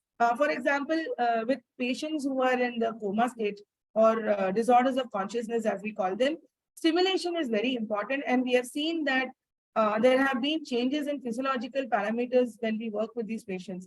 So anything, when we give them a song, we get these details from their caretakers and we play it. We have actually found them having tears coming out of their eyes, or you could see that the BP and the heart rate actually moves quite high. Sometimes we have actually gotten worried if they're actually overstimulating them. But that's the amount of stimulation that they need to even make that small movement of opening their eyes or moving their fingers, or even the tears coming out of their ears. So stimulation is one area. Relaxation of the person. Developing auditory and motor skills. This is mostly with children with special needs or anyone who has issues with auditory or motor skills. Evoking affective states. That is, now they may not even know. A lot of patients that we meet will not even know that they have anxiety or fear. They'll say, no, I'm actually okay. But after they've experienced that particular receptive technique, they would actually say, oh, I actually was anxious, but I'm feeling so much better. So thank you. Or they'd say, you know what, I actually listened, there was a patient who actually said, I can hear Tirupati or a bell sound when I was using one of the shines, which sounds like a bell. So they would also tell us what kind of experiences they have had. They would explore ideas and thoughts of others. That is, during these relaxation sessions, they would get thoughts, visions, or memories, and that they would actually talk about. They would also have different ideas. They would suddenly say, I thought I was in the Himalayas, or I felt very cold. So these are all thoughts and ideas that would come from them. It helps to facilitate memory, reminiscence, and regression. Majorly, we have found there are a lot of literature in dementia and Alzheimer's where they say that it helps to improve, or if not improve, at least stall the process of the regressing memory or reminiscence or problems. Evoking imagery and fantasies, I think I already said, you would get a lot of thoughts and memories if you let them free to just be with the music. There are a lot of people who have very colorful imagery and fantasies.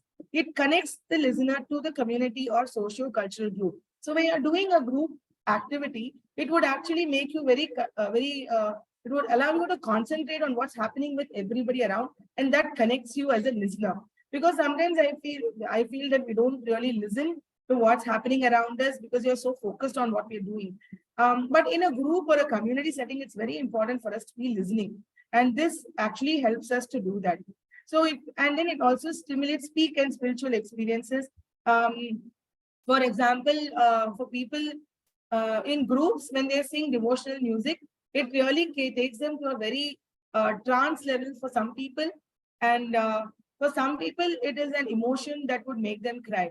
For example, when we used to work in the ICU areas for caretakers, they would be so tired and exhausted, but would have no one to talk to, and they can't really show their emotions. So when we used to go and sing devotional songs, we have found people who cry. There was this father who was waiting for his wife who was was just delivering and was in a critical state. And he said, my heart feels so light because I just cried, and I was feeling so heavy and I had a lump in my throat. But when he cried, it really made me feel like we didn't do anything therapeutic. We just went and sang. We weren't looking at creating a relationship. We were singing for everybody. We had an eye contact with everybody, but really didn't talk. So I think just listening and being in a group and understanding ourselves and listening to what's happening in front of us can cause a lot of these experiences. So these are all receptive. So what happens is these are all within us and in connection to the people and the connection to the community as well. Same thing we do with recreative. Recreative is something that we do, and the client or the patient would do the same thing along with us. So this actually gives, because they have to really be in that position that they're doing it along with us. So the reality orientation happens a lot. They would be cut off from everything else around them, from their thought processes, so they can be here at that point of time. So reality orientation, experience and release of feelings within a safe and appropriate medium. That is, we are actually within that space where there is therapeutic outcomes that would come out, and we give them the space to feel and say what they want. And that safety is what happens when a therapist is around. So when you release your feelings and experiences, you feel lighter. And that would allow us, when we speak our mind, sometimes without our own consciousness, we do tend to say a lot of things, and we would wonder, oh, I actually said these things. So it's very important for us to have these conversations, and music, the experience after music gives them the space to do that. For example, rhythmic improvisation. It really works where you can completely bring out all your frustration and anger. And that really is good for people. They do not have to worry about how they feel or how they look. Then another thing is perception, interpretation, and communication of ideas and feelings. Sometimes we feel like nobody's listening to us. It may happen to a lot of people who become very quiet and would become submissive, is because they feel or they think that the person in front is not ready to listen, or they may be in an environment which is not conducive for them to be able to talk, or they may think that they have crazy ideas or thoughts. So what we do within this area is to let them say what they want. It may be crazy, it may not be crazy, but the idea is to let out what we have in our mind that would make them feel like there is someone who is ready to listen. For example, there is this orthopedic patient I saw a few years ago, and he actually said that I'm not able to tell anybody how I'm feeling. The doctors don't have the time to listen to me. They come in the morning, look at me and go away. I've been here for the last 10 days. And he was actually crying, saying that I'm able to talk. And that's very important, that the moment they feel safe and comfortable, they've calmed down. And the experience of music has given them the feeling that I can say things. And we give them the space. That means that they're feeling better. And the perception that, that they're not being heard reduces. And then there is specific role behaviors in interpersonal situations. So now most people may not actually be themselves in a group. But in a music therapy session or in a place where we can do musical interventions, you can you can actually bring out certain aspects of behaviors that would come out spontaneously without having to think about it. So there would be the specific role behaviors that people show when we use musical interventions. International and group skills. It works because we may be shy. We may be, like I said, perception of not being comfortable with a group. But with music therapy, with these drum circles that we have, or singing along that we do, these international skills actually improves a lot. And there are a lot of research to even explain that it has actually got positive impact. Sense of community. Also, like I think this is very similar to receptive also. When you're doing things in a community, we feel a part of doing things together. So we feel like, oh, I think I am comfortable in this community. I can get out and start doing things on my own. Gives you the hope and the confidence. Then we also have identifying values or beliefs of a group, community, society, or culture. So sometimes as we grow up, we do not understand what the values of the community or the society or the culture is. But as we go out and do things in groups with music, it sort of brings us together to understand ourselves. We may have our own perceptions, but we'd be okay to be a part of that community and to accept the belief, which you may not actually believe, but be okay with it. So I think with recreative aspects where we are doing things along with the therapist or just doing things together brings out a lot of ourselves to know that, oh, I can do this. So can I do this for myself when I'm not feeling uncomfortable or not in a good space? So this is recreative. And then improvisation. Improvisation is where it's a spontaneous way of working. It is defined as a process where the client and the therapist relate to each other. So we are actually improvising, and it is a very spontaneous behavior. It's not like I'm doing something and they're copying me, but it is me just doing whatever I wanted to do. And the person in front of me also would do what they want. So giving them the freedom to do what they want. So it is making music or improvisation, singing or playing, creating extemporaneously a melody, rhythm, song, or an instrumental piece. So here actually, most people are very scared. If they're not trained in music, they would feel that, oh, do I need to know music? Actually, with improvisational or recreative methods, you do not need. For any method, you do not need to know music at all. Whatever you play is right. There is no wrong at all. So when you give them the space saying that you can do whatever you want, it will develop communicativeness and interresponsiveness. So after a few sessions, probably the client or the patient would want to do it. They would start responding to the sessions, because I am not telling you what to do. I'm not going to give you instructions. I'm just going to let you do what you want. So that's how we create this communicativeness, and that would have an effect in their life skills as well. Relating self to objects and on relation to others. Now, we have a lot of thoughts about how to think about ourselves with certain things and certain others. So when we play, when we are in these sessions where we are improvising, you would want to connect with them, or you would know what my relationship is with the other person. So it gives you a understanding of how you relate yourself, with the things around us, and with the relationship to others. It improves expression of emotions. Sometimes you just go about doing things, and without your own consciousness, you would actually show a lot of emotions, anger, frustration. And you're at that point of time, you're not actually thinking of anything else. You will be wanting to do things that are specific, and you're focused there. So, and like I said, this thing, the words of being safe and being able to express yourself is going to happen in every technique that I talk about. And most of these objectives that I have written here are true for most techniques. Just to give you a clear picture, you just put it into different areas. Emotional and interpersonal struggles are worked out when you can work with music. Through music and verbalization, And it helps creativity, and also for a lot of people, they would realize, oh, I actually can do this. So can I go out and try this with other people? So it's about creating that confidence and the creativity within the person to be able to do this. But if you ask whether all of this is possible with everybody, it is very subjective, and it would happen depending on the ability or the need for the person to even take in what we are giving. So it depends on us as to how we can take it forward to them. Now I'm going to see and show you how we have built upon all of these things, and then the best practices that have developed over time in the last when we started in 2014. We did a lot of these practices in different areas, and we have a bit of best practices that we have actually compiled with us, and hopefully we'll have more in the future. So I just like to say, what is a best practice in healthcare? Basically, it is not just creation of evidence. It is more than that. It is not practice based on evidence. It talks about how we can create an optimum environment, and based on the practice we do and improving the quality of care, the evidence that is created, that is what best practice is. It's not just creating evidence, but to constantly be there and create a space for people to have optimum treatment modalities. So in health practices, best practices are practices that have methods and interventions, procedures, or techniques based on high quality evidence in order to obtain improved patient and health outcomes. So if they're doing something, it isn't just, oh, I have acquired this data, so I'm done with it.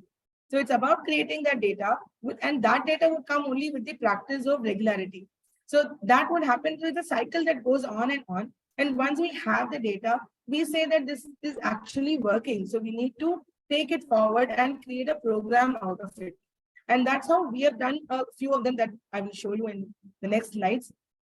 The best practice in music therapy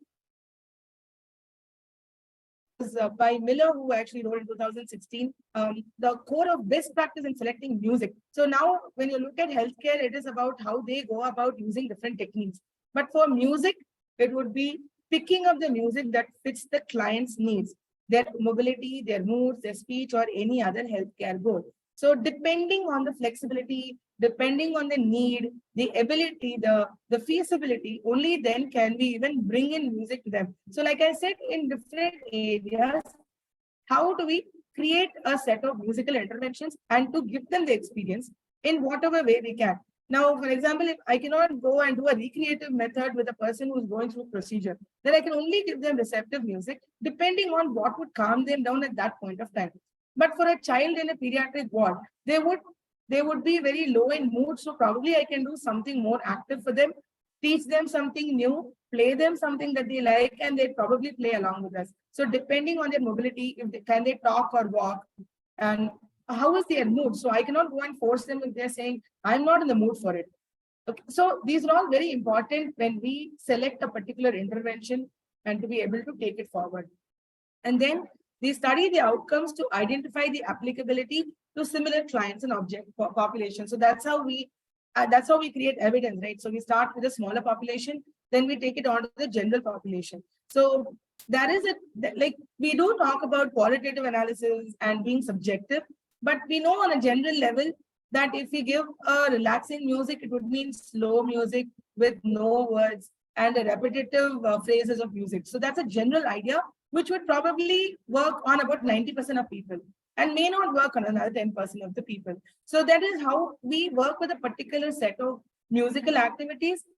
Then we see, okay, this works, and then we generalize it. Does not mean that it would work with every group. It may work with a major number of groups. And that's how we understand how to create a best practice in music therapy. So in our school of music therapy, like I said, consistency of works. That's why we have very few of them, because it's very difficult to do consistent work. So consistency we have had because of the support system we have, and being able to take it forward and to try it many number of times. So one is consistency. Then we do have research evidence in most of these areas, or we are trying to create it. Though we have the data, we try to create that evidence and publish it for us to have more research and scientific evidence. And based on that evidence, a regular practice, because people have seen the effect of it, and then that continues to happen. So we have about, I have just listed about 5 of it that we found that worked, and some that we found after the difficulties we had, we came up with certain practices. So the first one I'm going to show you is meats. Okay, I want to play a video, but for some reason my PPT is not able to play it. So I'm going to stop sharing the screen, the PPT, and I'll go back and play the video. So this is actually musically expressing emotions and thoughts for success. It's called Meets. It has been copyrighted, and it's been going on since 2015. So we started on as an orientation program for MBBS students, where we had a PSS scale before the study, before we started the intervention. And then after that also, we took the feedback from the students, and then we found out what were their thoughts and their emotions that came out after doing interventions like a warm-up technique where we did hand movement, and we sang a song along with each other. We created a song for them, and then they learned it along with us and sang. Then we did a rhythmic improvisation, and then we also showed them a general relaxation session. So it goes to, in the beginning, we started with a 2 to 4 hour session, and now it goes on for 16 hours for all the batches that come in for MBBS. And then it slowly moved on to other institutions within Sri Balaji Vidyapeeth. So we started as a very small program in 2014, and we have been seeing that it has improved over a period of time. So we actually cater and do these sessions for all the institutes, like the Dental College, Nursing College, Allied Health Sciences, and hopefully the next other institutes as well. So I'm going to stop sharing and I'll show you how we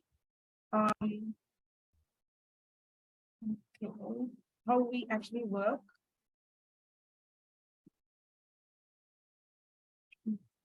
Okay. We'll share that.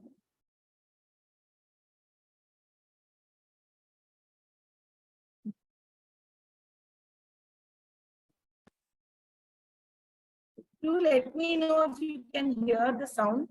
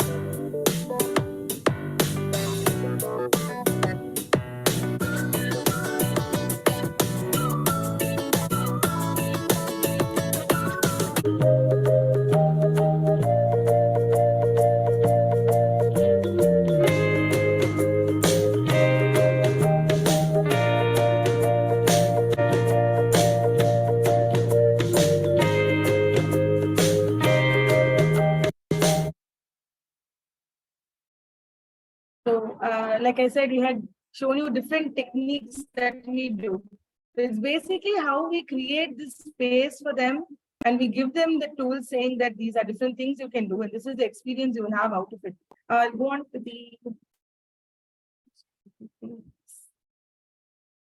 the next practice.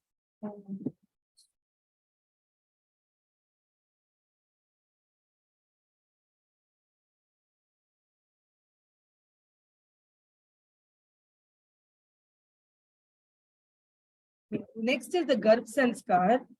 Garbh Sanskar is a program that we started in 2016, but before that, we actually started as a study. That was my first study, 2014. When I did it for my postgraduate diploma, we found out a good potential in the OPD areas of the obstetrics and gynecology department, where we were referred to these antenatal women who came in for checkups. It's basically, we all understand what Garbh Sanskar is. It's like teaching the child while it is in the womb. And there are a lot of studies that have spoken about how music has an effect on the child when it is in the womb. The mother's voice is very important. They can hear sounds from outside. And in our tradition itself, I know how we take care of pregnant mothers, saying you shouldn't listen to anything untoward or no noises. You should be in a good mood. But that is actually scientific now. And in our culture, we have Garbh Sanskar for thousands of years. And we have all of these rituals we do. So for us, we try to bring music and the different elements of music to give them the tools that they can have, that they can do at home itself. Like we would do sessions where we do chanting. We teach them how to do deep breathing exercise and tell them that this would be useful. Doctors would ask them to do deep breathing and push. So they need to do that. So all of these techniques that we teach, we give them a song that they can sing, which I will show you in the next slide. We created a secular song. And we also had a specific Garbh Rakshambika Stotram, which used to chant for them. And then we also had another welcome song for the babies, which we also created in the Tamil language. And then we have a small instrumental music or a vocal music. So we'd give them like a program of about half an hour because they wouldn't have much time in the OPD. And they'll have to go back for the checkup. So while they're waiting, we would have to bring them in. And then sometimes we'll have only one, sometimes we'll have 4, sometimes we'll have 5. So depending on the number of women who come in, we'll have to decide. And being secular is very important for us because they may be from other religions and they may not be comfortable with just Om chanting. I've had a lot of people who would say, oh, no, I don't want to say Om. So then we have to recreate it or, be a little more creative. So we would say, okay, don't say Om, but you can say the syllables of Ah or U. Let's just do So whatever it is, just getting them to do the sounds and the vibrations and giving them the effect, explaining how it is for them and what it does for the child. So we educate them about how music can be a part of it. And it is a very simple thing that they can do while they're waiting at home. When they're listening to music, they can be a little bit more careful or listen to particular things that would help them. We'll also give them examples of follow-ups where they can, in the labor ward, they can have a list of songs that they can play for themselves. So we would give them a lot of follow-up sessions. Rarely, I would say, we would get at least 3 or 4 follow-ups with them. But normally it is very difficult because they come at different times and different times of the day for checkup. So that was very difficult, but we would get 1 session. But there was sometimes this very interesting things that would happen, that we would work with one particular lady for about 7 months, and then they would come in for their labor and post that. So I have had that like twice. I have actually been able to work through that 8 months of time, then into the labor, where I was working with a study in 2017, which was my master's study, where we were looking at the pain levels with chanting and the chant that they were comfortable with.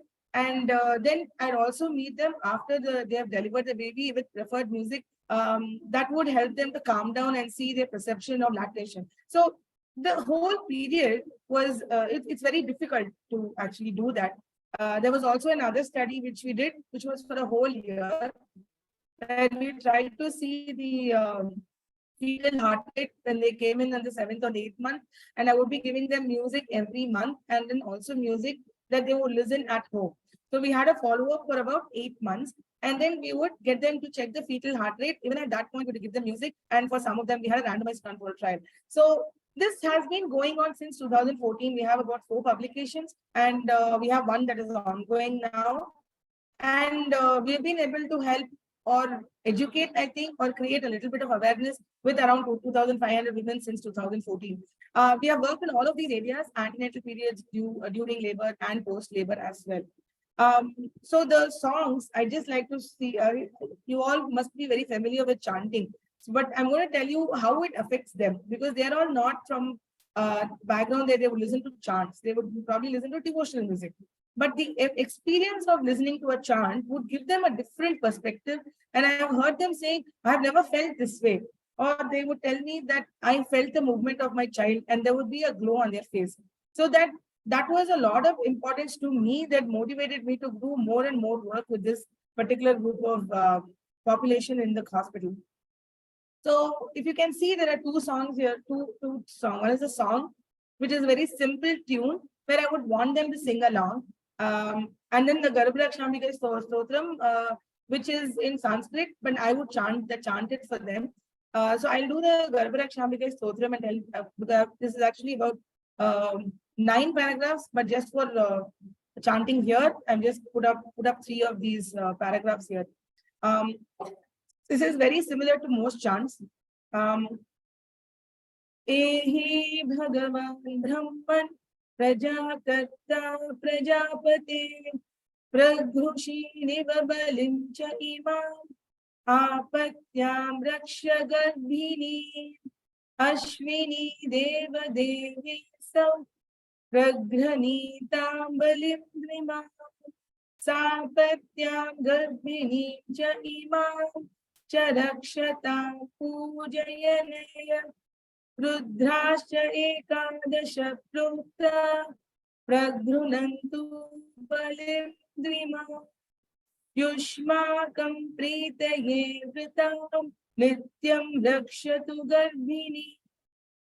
So basically, I'll also explain what this is about.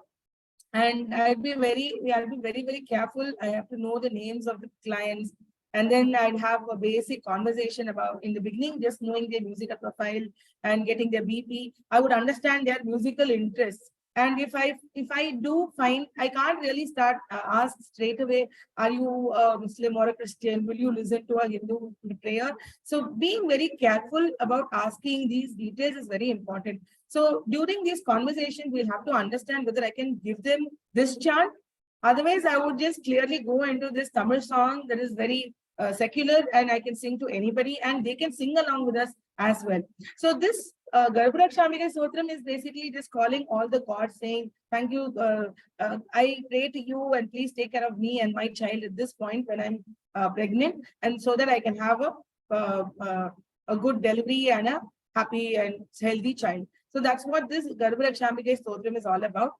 And the secular song is of a very simple tune that most people already know. It goes like this.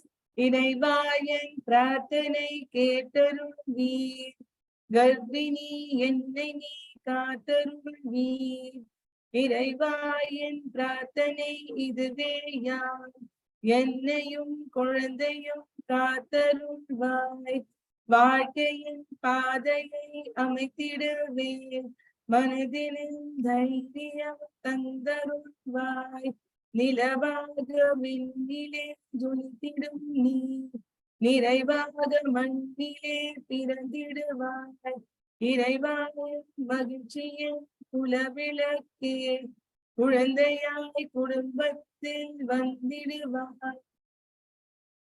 So the idea of this song is that it should be simple. It shouldn't be so difficult that it intimidates them that they can't sing it at all. So at the end of this, I'd also call over, ask them to sing along with me. I'd also take small instruments if they want to have anything, so that they can play along with us. Sometimes I'd also say that you can just, some of them would have the bangles. So I'd get them to talk about it and then also use their bangles or clap along with me and sing.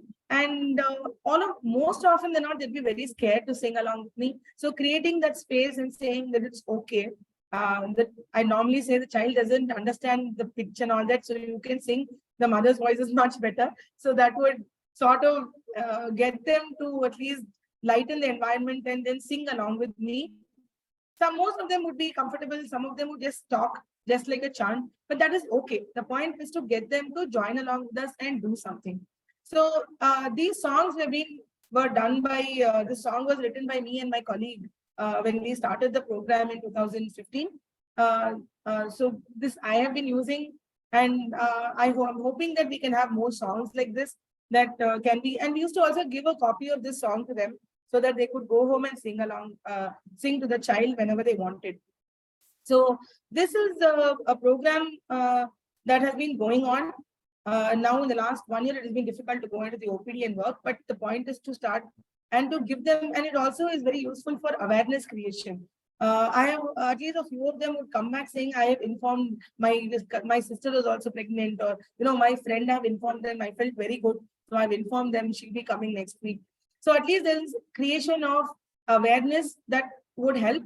And with my experience, about 5 years that I was consistently working in the OPD, I have found some of them, if I see them after the baby was born, the relationship still continues. They would actually tell, ma'am, how are you? This is my child.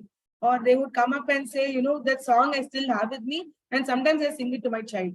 And it has been very rare. Believe me, it's only 3 or 4 of them who actually came up with all of those thousands of numbers I gave. Maximum 3 or 4 of them have done it. But those 3 or 4 were the major amount of motivational levels for me. So I think a little bit of awareness, a little bit of motivation, giving them the tools that they can take towards delivery, and then understanding that music has an effect on them, not only during delivery, but post-delivery and even through life. So I think with this Garbh Sanskar program, we have found that it has helped a lot of people, and I'm hoping we'll continue to do this. The next one is Nadam. Nadam, we all know, is sound. So we have a great history about Nadam. So we know music has it, and we're all very attuned to music. Whether we look at it as music or not, our body has a music and the rhythm in it. So that is the principle of Nadam, that there is music within us and outside in the environment, and creating a healthy sound and nurturing the space. We had a speaker yesterday who spoke about environmental music. So the need to create this very positive environment for us, and having music and rhythm in whatever way possible. That is the initiative of Nadam. And the one that you see on the left-hand side corner bottom is the logo that we created for an environmental health initiative. It is also been trademarked. So we look at how harmony and resonance, we can create a particular pattern of music. So for this project, we actually brought in a lot of these Tirukural songs, and then we tuned it in very simple classical music ragas. And then we also took some chants from all the planets. There's a planetary sloka that we use. So we used that.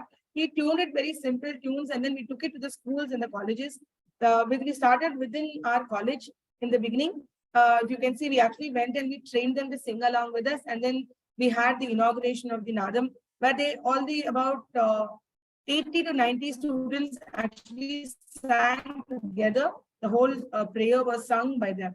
The next step for this, the success stories were when we could take it from our institute to another institute. So then the next step of Nadam was to take these songs to the schools. So we actually worked with the next younger students from, I think it was from 3rd standard to 7th standard in the PSBB Millennium School in Kadlu. And we trained them. We went and worked with them for about 2 months. And then they came to our university and they sang all of the chants and the songs. So it's about creating that space where we can take music and teach them that simple tunes that they can sing along with us and create a good positive environment. And we also take it to the rural schools. The rural schools, we make it even more simpler. The language may not be in Sanskrit. We try and take Tamil songs which they can sing. So Tirukural is the Tamil version that we use, and we also use the Sanskrit version of it. So the idea is also to bring in the traditional aspects. So that is why we picked up Tirukural and the planetary slokas, because we need to give importance to what we already have and take it to the next generation. So this was the major idea of Nadam. The next plan was to take it to the elderly, but then after COVID, we couldn't go into that. But still, we still have not done Nadam, but we have done a lot of work with geriatric or the elderly population as well. The next practice that we have is an enculturated practice of music therapy. This is mostly a practice that we do for students who come here. So it is about, like I said, we will be talking about culture and context in absolutely every aspect of it, whether it is music therapy practice or music therapy teaching and education. But this enculturated practice came out of the difficulty that we were facing and we still face.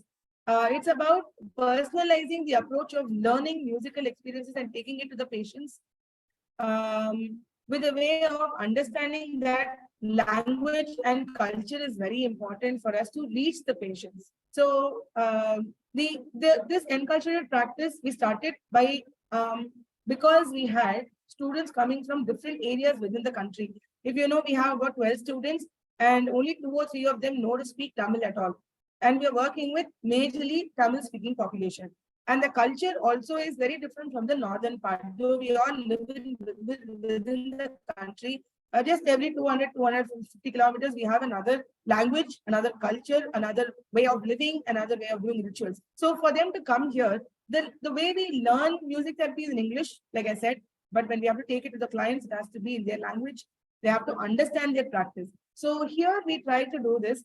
The importance of therapeutic communication. Now, we are, most of us have understood therapy, either whether it is yoga therapy or music therapy. Therapeutic communication is very important for us to take ourselves to the client and to give it to them so they can benefit from it. So therapeutic communication can happen, though we can say that music crosses barriers, but to take the music to them, we need to have some amount of communication. And for that, we help them to learn the language a little bit, or at least to be able to use music as a way of communicating with them. So the importance of therapeutic communication and understanding the cultural connection between music therapist and the patient is vital. So for them to understand the cultural diversity of the patients and the therapists in a hospital setting. So we do give them a lot of practice and we do hand-holding constantly with them whenever they have issues. We help them out with the language, we take them across, we do role plays. We are there when they're doing patient care to help them out.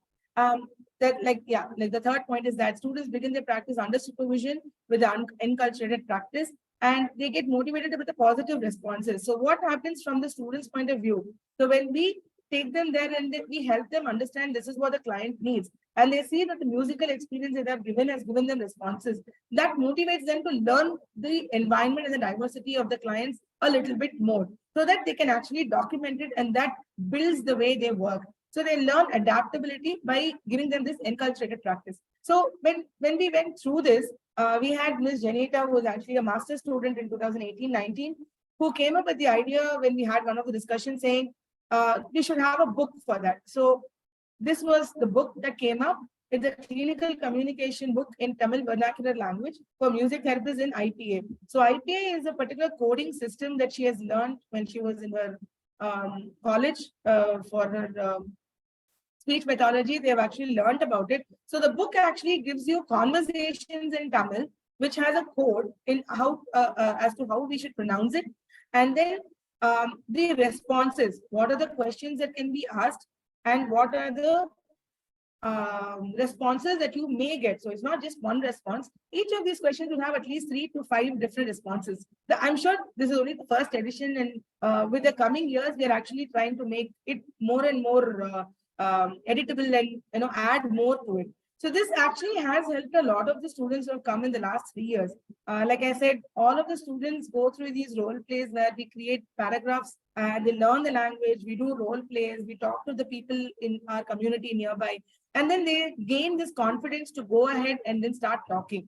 And I also tell them that they should take advantage of the fact that they don't know the language, because sometimes when we make the attempt to talk in the language, it's very funny, and the patients would actually help them out. And it has been true that some of the students have actually found that the clients would be helpful with them and would help them to understand what they're saying. So there is this relationship which also happens, but may not happen with every patient, but definitely we're looking at how to bridge it. So this is where enculturated practice has become a way of looking towards how do we support the students. So this is one practice. So this is with the geriatrics again, but I have to stop sharing what we did with the elderly people. So I'll play this from my system. Okay, I may be going beyond my time. I'm almost done. I'll just take about a few more minutes.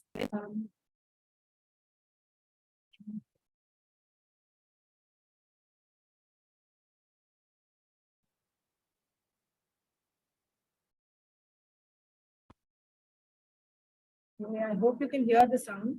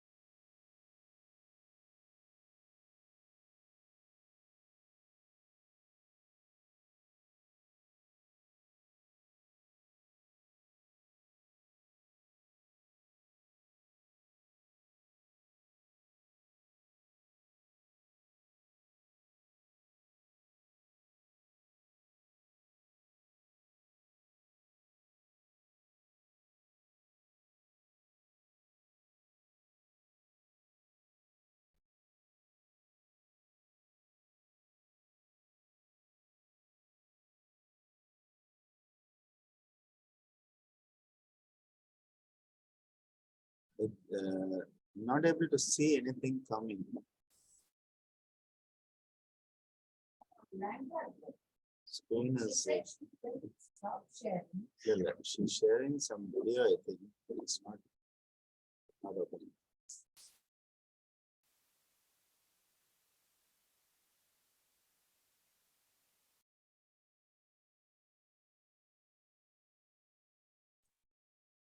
The video doesn't seem to be opening.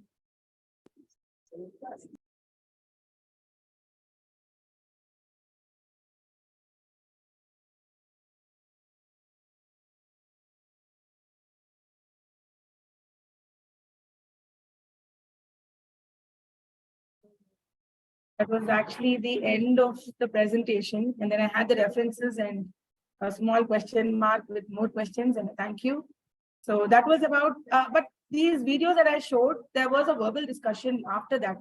So the experiences that they had, actually that was a feedback that we got after the session, where we got their memories, their thoughts of their younger ages, their feeling a part of being there and remembering the good days, which keeps them, because they are in a place where they don't have their families. There are some of them who would actually cry.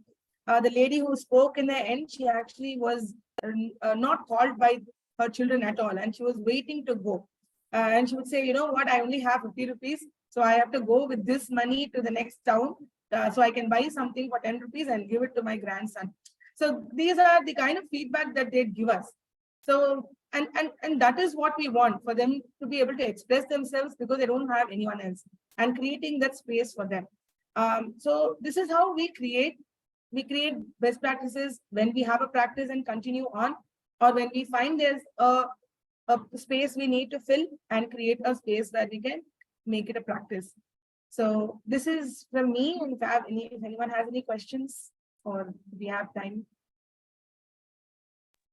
Thank you so much, Bhuvana, for that very well detailed presentation.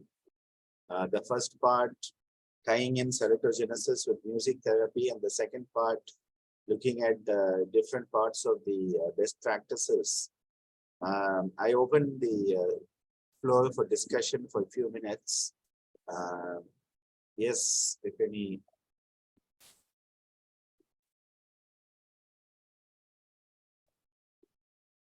Namaste, madam. Namaste, sir. Congratulations for the nice presentation.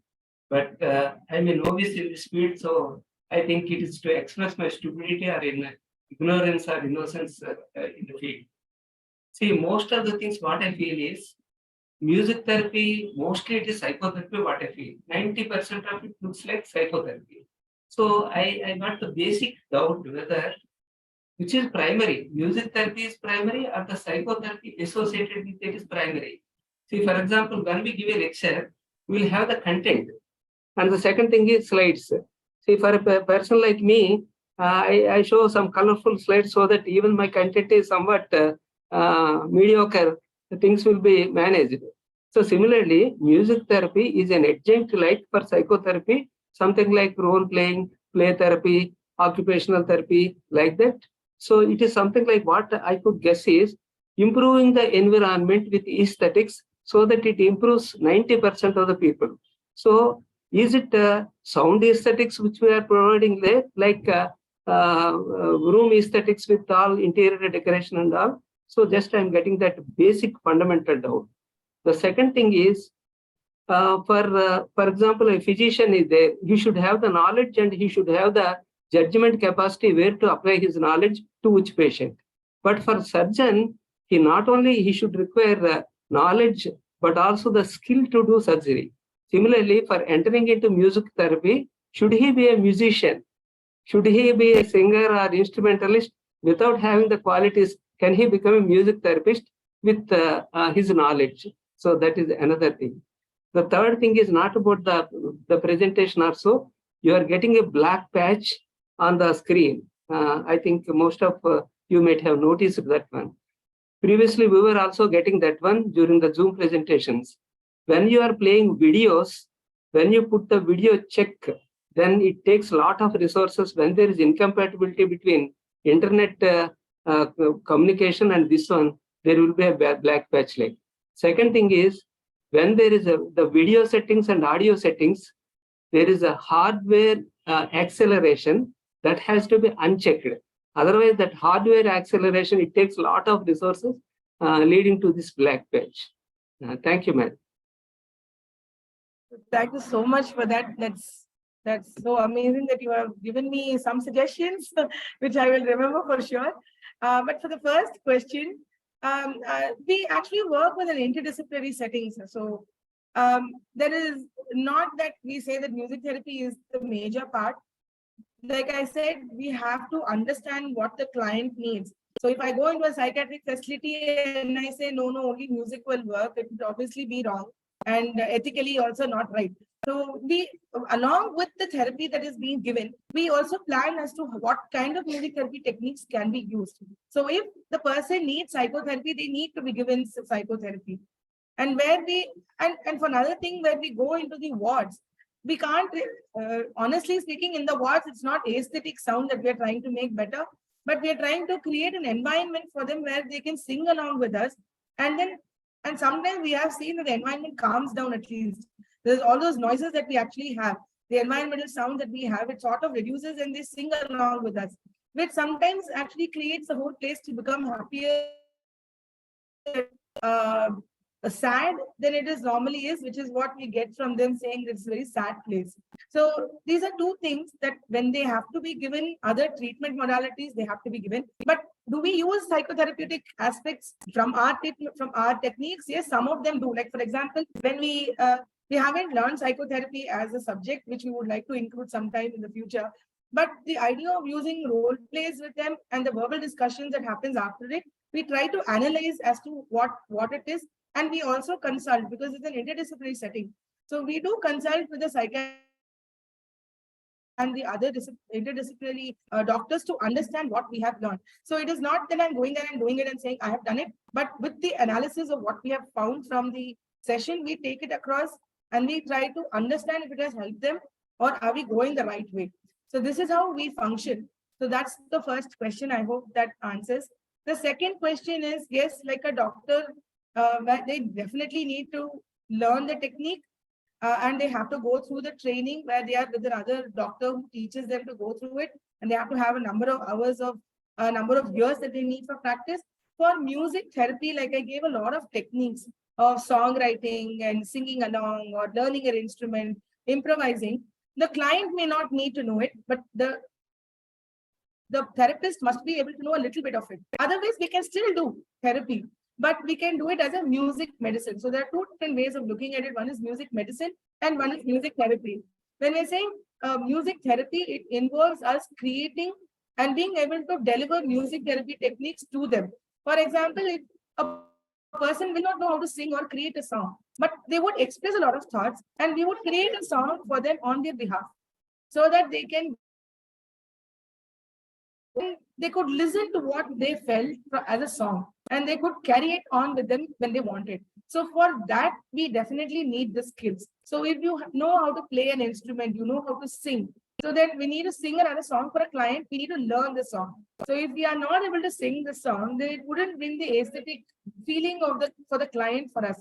The client need not sing in the right pitch. The client may not know how to play an instrument. But for us, we need to take the music to them and simplify it for them. For that, we definitely need a good level of musical skills. But if not, we do tell them, for example, how do we take it to the clients or the patients is, if in dental college you see that a lot, where they would ask what kind of music would you want to listen, and they would play it in the background.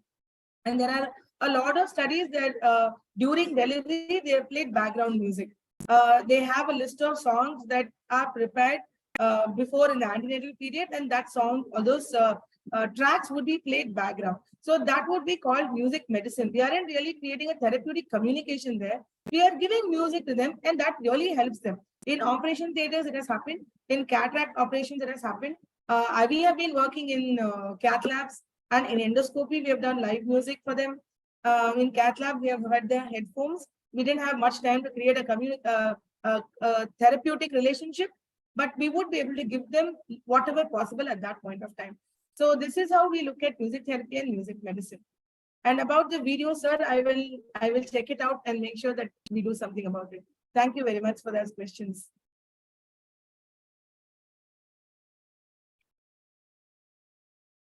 So I think I saw a question somewhere. Yeah, So, someone's thank asked. you. There was one question in the chat box about the participant. If they hesitate to chant Om in a group, what can you do? I think you already answered the chanting of the the U, you have already answered. So that's. Yeah, I also tell them that NASA has actually said that the environment in the space is actually which is already scientific. So if anyone wants to know that, I also try and say that. But yeah, if they're still not comfortable, I'd say, yeah, just let's say sounds. So thank you very much, Bhuvana, for that excellent presentation. And continuing with Bhuvana's session today, and next week we have the sessions that are coming up, and these sessions that are coming up are also very interesting, because for all of you who are associated with the work we are doing at ISCM, you will know that we have a very young team here, and we are trying to make sure that they all grow. And as part of that process, next week, we have a full young team of ISCM presenting on practical aspects of music therapy for wellness by Janita, who's assistant professor in School of Music Therapy. And on the practical aspect of yoga abhyasa for wellness, different practices by Sri G Dayanidhi and Dr. Balaji. So next Thursday is going to be filled with the young energies from ISCM. The week following that, we conclude, and the conclusion will have a session by Garbh from the university in Switzerland, where they have the Center for Salutogenesis, and he is the prime energy behind the STARS Society. So he will be giving a session, and I will be giving a session highlighting the salutogenesis in clinical communication. So we have 2 more Thursdays. The aim of this whole webinar series is to enhance our knowledge of salutogenesis. I personally have learned a lot. I'm sure that we are all learning. So we conclude at this point with a prayer.